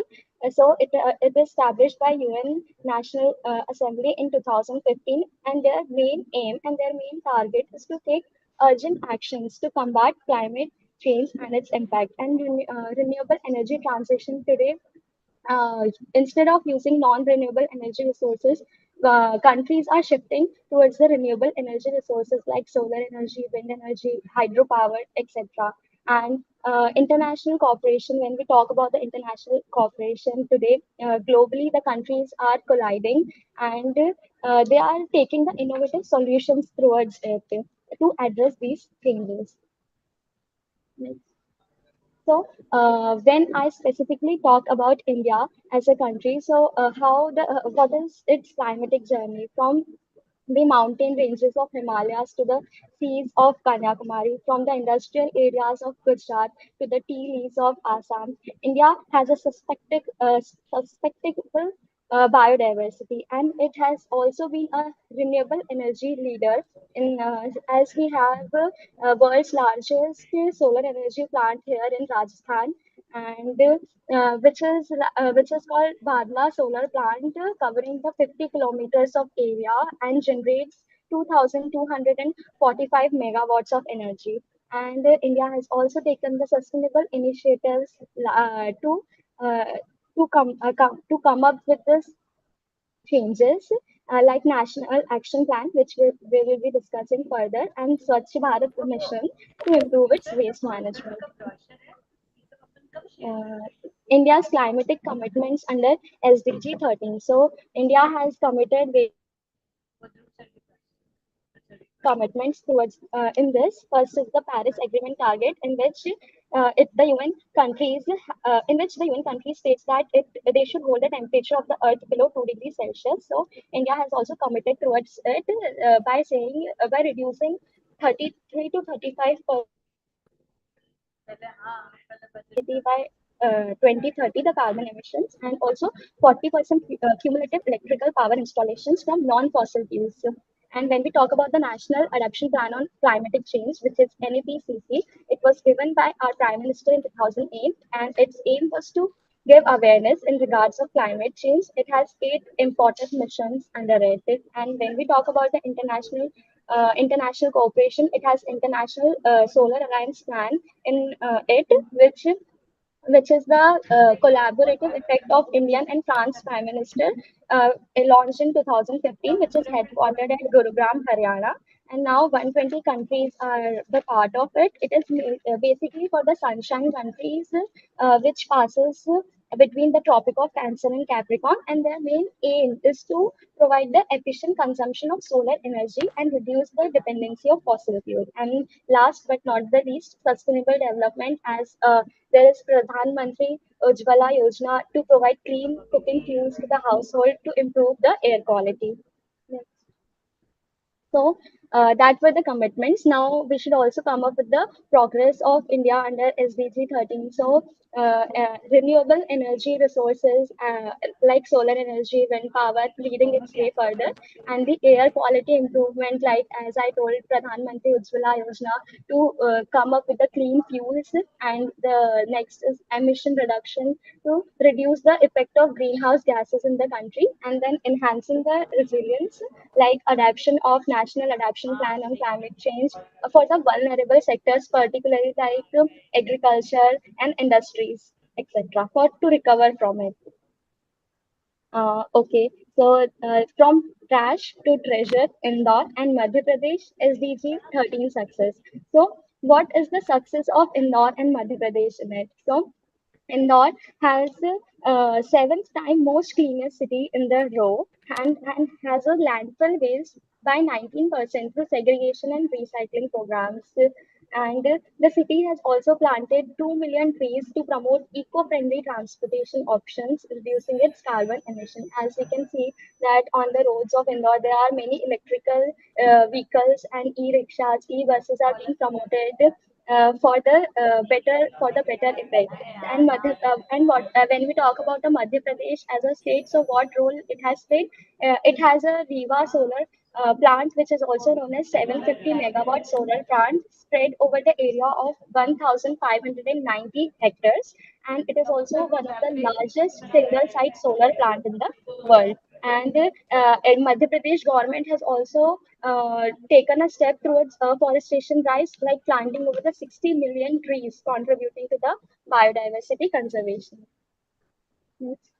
So, what are the future prospects, or what are the future hits the country is targeting? Like it is targeting the net zero emission by 2017. Net zero emission, if I say, is the amount of greenhouse gas that is being produced today, and the emission of carbon footprints is about 1.91 metric tons as per the data of 2022. But India is targeting it to reduce to zero till the year 2017. And the technological innovations, also it is promoting electrical vehicles in order to reduce the fuel consumption.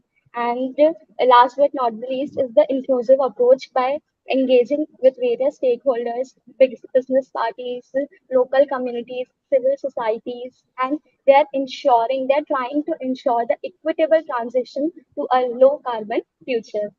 Next. So, shaping a sustainable future by working Are together both globally and within India, we can tackle the challenges of climate change and build a more sustainable, resilient, and equitable future for all. It's crucial for the countries to work together to combat the climatic change effectively. Let's remember the earth is our only home, and together we hold power to protect it. By taking climate action today, we are not just safeguarding our planets for future generations, but also paving the way for more sustainable, equitable, and prosperous world for all. The time for action is now. Let's act boldly, innovate relentlessly, and stand united in our commitment to preserve the beauty and the diversity of our precious planet. Thank you. Thank you, Ria. Thank you. Can we Thank have you, ma'am. gesture, please? Oh, Amazing sharing. Well done, both of thank you. you, ma'am. Thank you. Great. Done, dear. Thank you. Have a good day, all. You too. You too. We are all Thank having a good day today. Thank you, Ria. So the next speaker as a student whom I would like to invite is a group of students from our BBA program, Shruti Rochani, Ayush Makwana, and Dev Khale. They would be presenting their views on the SDG 13. Thank you, ma'am. I would like Ayush to begin the presentation.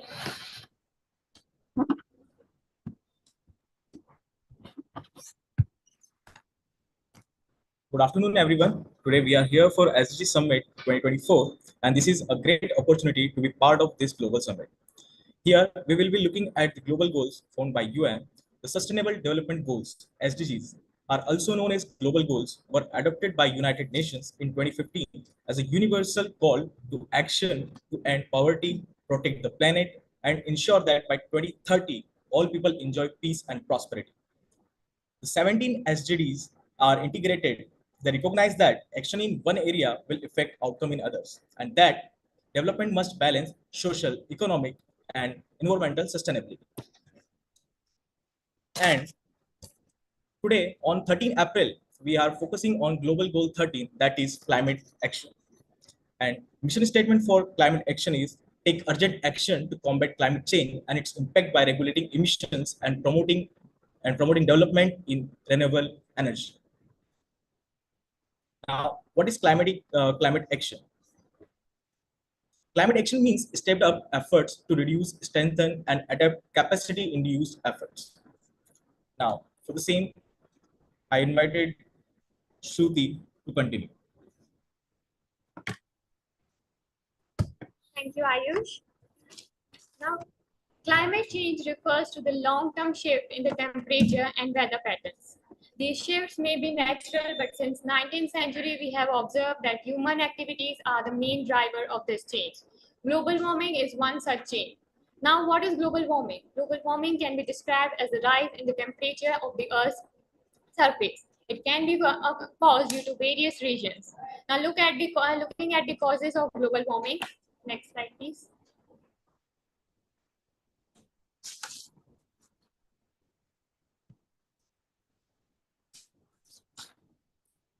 Global warming can be caused due to the emission of carbon dioxide and greenhouse gases such as carbon dioxide, methane, nitrogen oxide, and hydrofluorocarbons as well.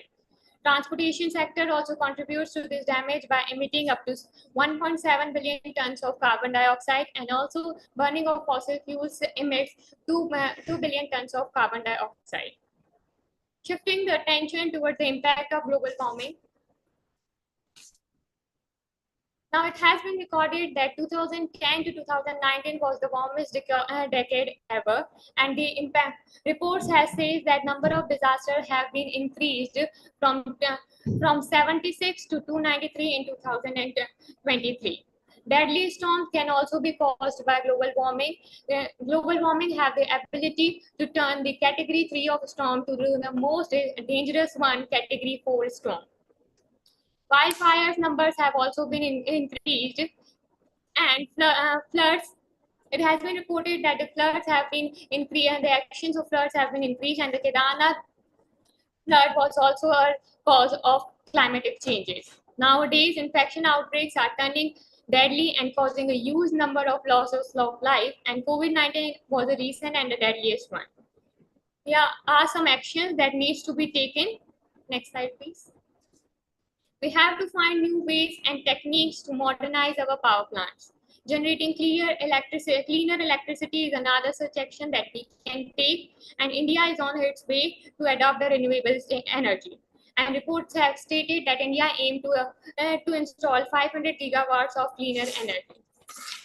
Burning of gasolites also cause global warming, and we have to adopt more and more e-vehicles for that. Now, for further presentation, they will give us the overview about the plastic waste. Thank you, Shruti. Now, moving on to the next is plastic waste. Plastic are made from fossil fuels like oils, natural gas, and drilling them emits various greenhouse gases like CO2, carbon monoxide in the atmosphere, which ultimately leads to global warming.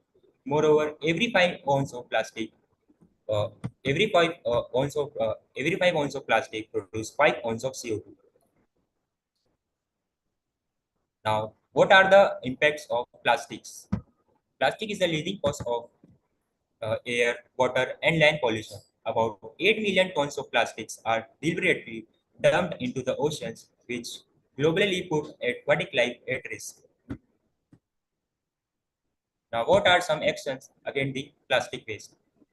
Countries like Bangladesh, France, and Rwanda have banned the use of plastic at every possible level.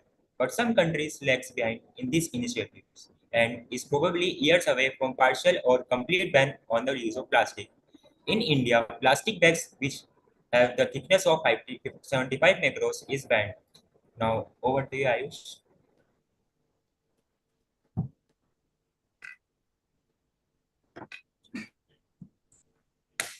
Deforestation.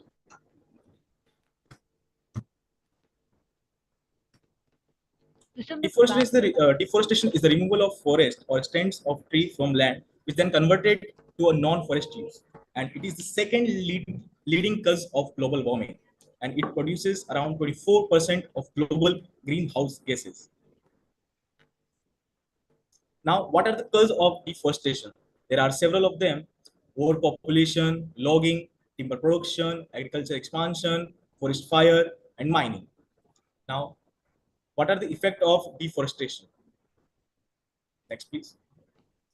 Some of the effects of deforestation are like a water cycle problem, losses of species, soil erosion, and due to soil erosion, various things like increased drought and increased flooding and increased atmospheric CO2.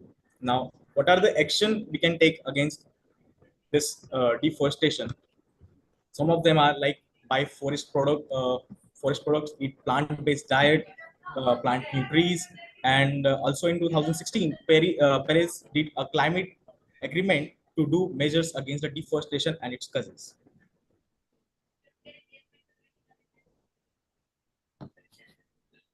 Now, under Global Goal 13, we are aiming to achieve these following targets. The very first is to the aim is to strengthen the resilience and adaptive capacity to climate-related disasters. Secondly, to integrate the climate change and measures from plan to policies and to their actual implementation. The third goal is to educate people about the adaptation of climate shift. And another target, the goal 13, is to implement framework of set up by human. Lastly, goal 13 focuses on raising the capacity of for planning and management of these climatic changes. Next slide, please.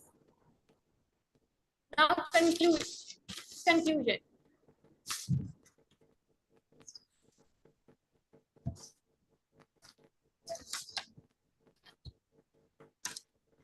The solution to the climate change is not beneficial for today, but it is a path for the safer, cleaner, and brighter future for all. Now it's a choice. It's a choice between the bright future or for the ongoing depletion of the Mother Earth.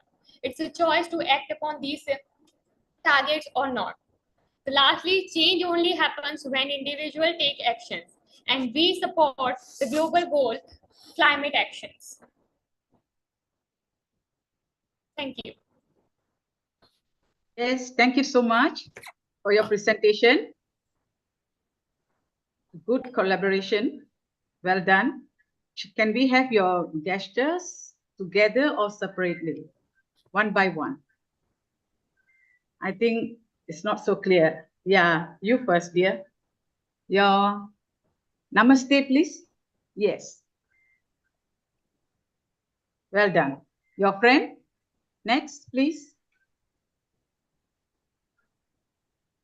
Yeah. Dear, can you go to the side a bit? Let your friend have his screenshot alone. Dear, let your friend. Shruti, please go aside, dear. Don't off your camera, please. Can you on your camera? Yes, I've already taken Shruti's. Yes, now next. Yes. Done. Another person. I can't remember his name. Yes, very good. 1 minute, 1 minute. No, again, please, again. Thank you. Thank you so much. Done. Okay, so now the last presentation in the row is from Anantman Shah, who is a student of BSc program of Shri Vaishnav Institute of Management and Science.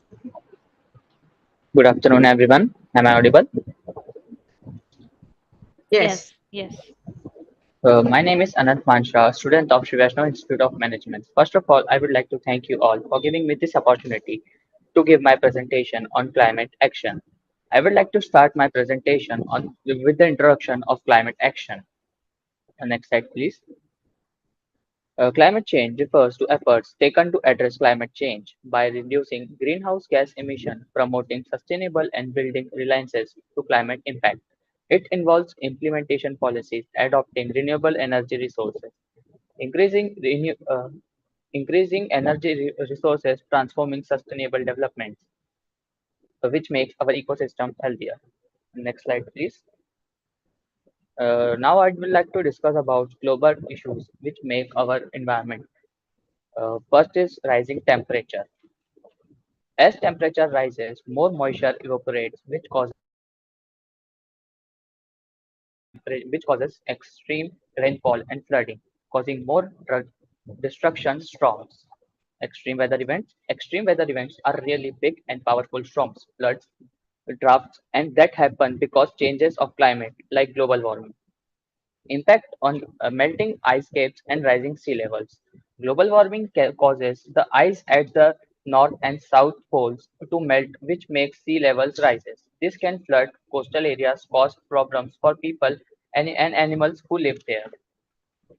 Impact on ecosystem. The issue that is without climate action, ecosystem are at risk of destruction and damage are due to pollution and climate change, which can lead to loss of biodiversity and harm to wildlife and their habitats. Now discuss about food and water securities. Food and water securities are key parts because they help communities handle climate's impact better by securing food and water. We care make our society stronger against climate action. Health risk. Climate action means dealing with health problems and make aware by climate change. These things like bad storms, dirty air, and spreading diseases are some of these problems. To fix, we can use cleaner energy to cut down the dirty air.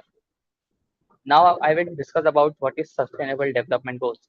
There are set of 17 goals adopted by the United Nations in 2015 to address social, economic, and environmental challenges. The Sustainable Development Goals aim to achieve better and more sustainable future for all by 2030, covering areas such as poverty, education, health, gender equality, clean water, and climate action. More, the Sustainable Development Goals provide towards common objectives such as ending poverty and hunger, ensuring access to quality education and healthcare. Next slide, please. Now I will discuss about what is SDGs 13. SDGs 13 is in climate action. Take urgent action to combat climate change and its impact. It's all about doing things to fight climate change. This includes things like reducing greenhouse gas emission, preparing for extreme weather, and teaching people about how they can help protect and protect environment like global plans to tackle climate change. It's about cutting down on the things like pollution and fielding day-to-day adaptations to change the climate like more intense storms and rising sea levels. It importance because affect everyone on the planet and this helps our environment. Next slide, please. Now, I would like to draw your attention on action taken for the SDG 13. India's international agreements such as Paris Agreement to limit global warming, national calamities policies setting target for emission reduction and promoting renewable resources, renewable energy transmission, increasing investment in renewable energy resources, climate finance mobilizing funds to support climate initiative in developing countries. Corporate sustainability, business adopting practices to reduce carbon footprints. Community engagement, raising awareness and providing advocating for climate friendly policies. Next slide, please. Now I would discuss about India's achievement towards the SDGs 13. Achievement first. India has successfully lifted millions of people of poverty, reducing the poverty rate from 45% in 1993 to around 21% in 2011. Achievement 2, the prevalence of undernourishment in India decreased from 18.2% in 2004 to 2006 to 14.5% in 2016 to 2018. India has been working towards creating sustainable and exclusive city to communities, and social capitals has facilitated citizens' engagement, participated planning process, and community-led initiatives that focus on sustainable urban development, waste management, renewable energy, and improving access to basic services. Next slide, please. Now,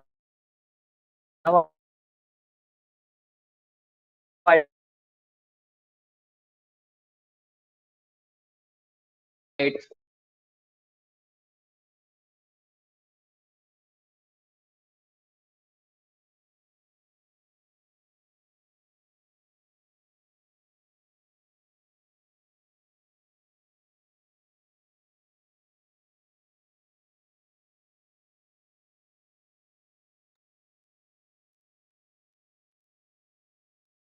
The student is not audible.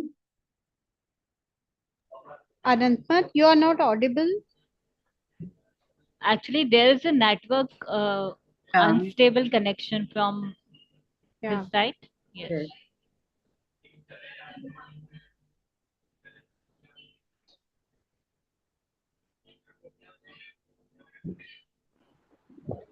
am I audible? Yes. Yes, beta. You are audible now.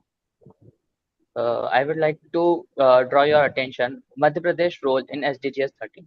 Swachh Bharat Abhiyan or the Clean Mission India has implementation across all the states of India, including Madhya Pradesh. The campaign aims to achieve cleanliness and sustained throughout the country, including waste management, building toilets, and promoting hygiene. In Madhya Pradesh, various inactivities have been undertaken support this nationwide efforts, including the construction of toilets, awareness campaigns, and the cleanliness drives. By doing this, steps taken from government, we make our environment clean and healthier for our future generation. Next slide, please. Indore's achievement in SDGs 14. Indore is a city, India state of Madhya Pradesh has granted significant attention for its achievement and cleanliness and waste management in recent years. Swachh Sarvekshan ranking, India has consistently performed well in Swachh Bharat Abhiyan. We well access the cleanliness and sanitation of cities across India. In 2020, Indore was ranked as the cleanest city in the India for the seventh convenient year. Waste management inactivities. The city has implementation various waste management inactivities, including segregation of waste at source, door-to-door waste collection, and efficiently disposal mechanism. These efforts have significantly reduced the amount of waste during landfill. Cleanliness drive. India has actively engaged citizens to cleanliness drive and campaign. These efforts have led to increased awareness about the importance of cleanliness and personality responsibility in maintaining the clean environment. Use technology. The city has embedded technology to improve waste management system. For intense GPS-enabled waste collection, vehicles are used to track collection route and ensure timely disposal of waste. Community participants, the source of Indore's cleanliness. Inactivities can be attributed in a part to achieve participation of local communities, NGOs, and volunteer groups. This collaborates approach have been instrumental sustaining the city clean efforts. Next slide, please. Thank you. Yes, yes. Can we have your gesture, please? Yes. Thank you. Thank you. Dr. Supriya, I think Ms. Shweta Poddar, she's speaking today, right? She's here? Yes, ma'am. Yes, ma'am. She's here. Okay, so we are done with the presentations in the row from our institute, and I thank everybody and would like to invite Ms. Shweta Poddar for the vote of thanks. Good afternoon, all. Good afternoon, all from India. On behalf of Shri Vaishnav Institute of Management and Science, I, Shweta Poddar, Assistant Professor Chemistry, extend my sincere thanks to the organizing committee members, mentor Professor Esther Mala, respected speakers, and students for their valuable presentation on this important topic. As it is very important in today's scenario to rescue our earth and make it green, safe, and sustainable. I also extend my sincere thanks to management of SVIMS and Medicaps for their continuous guidance and support to conduct this program. Lastly, my special thanks to Dr. Supriya Pathak ma'am, Dr. Shama Patankar ma'am, and Dr. Sapna Parihar ma'am for their immense support. Again, thank you all. Thank you everyone. Thanks a lot, Shweta ma'am. Thank you, ma'am. Supriya ma'am, over to you. I would like to know the further program. Yes, Shweta ma'am. Now for your gesture, ma'am. Yes. Esther, please. Yes. Yes, I'm waiting. Thank you, Beta. Thank you so much. Professor Doctor, okay, I didn't know your designation, sorry. Okay. Yes. Good to go. And now it's a turn of Dr. Radhika ma'am. Yes. Sure, ma'am. He hasn't done, right? Oh, Dr. Sapna have done your gesture. Yes, ma'am. Yeah, Yes, I have done. Yeah, now I think Dr. Radhika. Yes. Radhika has. Yeah, Dr. Radhika, please. Thank you. Thank you so much. Thank you, ma'am. Dr. Parul is here. Can we have your gesture? No. Oh. Yes, Yes, she's here. she's What- here? Okay. Yeah. Yes. Spotlight her. Okay, how come? Couldn't find her name. Wait. Yes. I'm Yeah. giving the spotlight. Okay, Yes. okay. Yes. Yes, you are here. Thank you, dear. Thank you. And thank you, Dr. Praveen Tomar, for joining us. Thank you. But sir, now is the time for the say goodbye. Yes, sir. Shall we Yes. do is take his gesture as well, since he Yes. was. Yes. Yes. Dr. Praveen Tomar, sir, please. Yes. Yeah, done. Thank you. Thank you, Praveen sir. It's nice to connect you. Thank you. Okay. Yes, so thank you one and all. Thank you the team of Shri Vaishnav Institute of Management and Science for hosting the day 13 with the eminent speakers, students, as well as all the educators. And on behalf of whole team Wittygossip Association, I am truly humbled and honored. Thank you very much, team Sri Vaishnav Institute of Management and Science. Dear Christiana, would you like to say something? Would you like to conclude the session, dear? It was very inspired day and amazing students from Romania, from India. I was so exciting to hear how they research, how to present, and how they are very inside in that subject. And I'm happy to be this day, today, 13 April, with you. Bye from Zagreb. Thank you, dear Christiana. Thank you very much. Now, moving ahead, I would like to request dear Astara, please conclude the day, dear. Ma'am, before concluding, I would like to mention a special thanks to Dr. Sapna Parihar Madam for coordinating the whole event. And on a very short notice, she agreed to be associated and making everyone ready from the institute. So special thanks to Dr. Sapna Parihar from Medicaps University. Yes. And yes, on behalf ma'am. of Wittygossip Association. Yes, ma'am. Just because of the support and the most important thing is the patience she has. So True. just because of her support, her sincere efforts, we have successfully accomplished the day 13. So, ma'am, Yes. I am saluting all your efforts, ma'am. Thank you.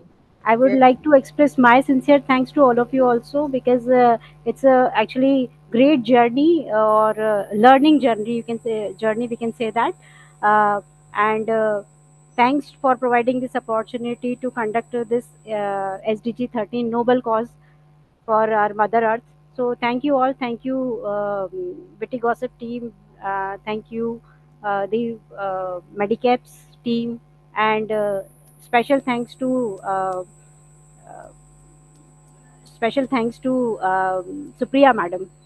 So she was actually continuously, uh, supporting us and guiding us. So thank you all. Thank you so much. Thank you, ma'am. Ma'am, it's my pleasure. Thank you, ma'am. Thank Yes, you. well done, Dr. Sapna. You have done a very good job. I didn't expect it's a last minute thing. Okay. Very good, I think. Okay. I think we should conclude. Yes, sure, dear, sure. Ladies and gentlemen, as we draw the curtains on this significant gathering focused on Sustainable Development Goal 13, climate action, I am filled with both gratitude and determination. Our discussion has echoed the urgency of climate crisis, reaffirming our collective responsibility to act swiftly and decisively. Through the shared insights and commitments, we have illuminated pathways towards a sustainable future. But our journey does not end here. It's merely takes a new stride. We depart this conference for the day with a new, renewed vigor, understanding that every action, no matter how small, contribute to the monumental task of preserving our planet. Let us carry this spirit of collaboration and innovation beyond these walls, this platform, into our communities, industries, and policy-making arenas.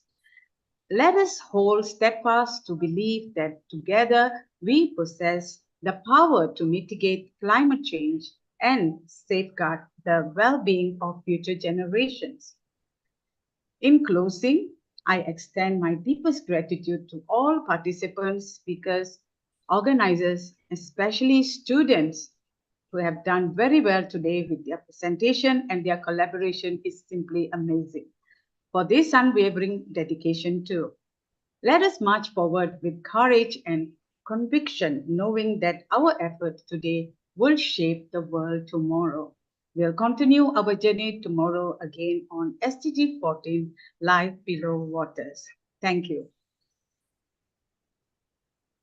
Thank you. Back to you, Dr. Supriya.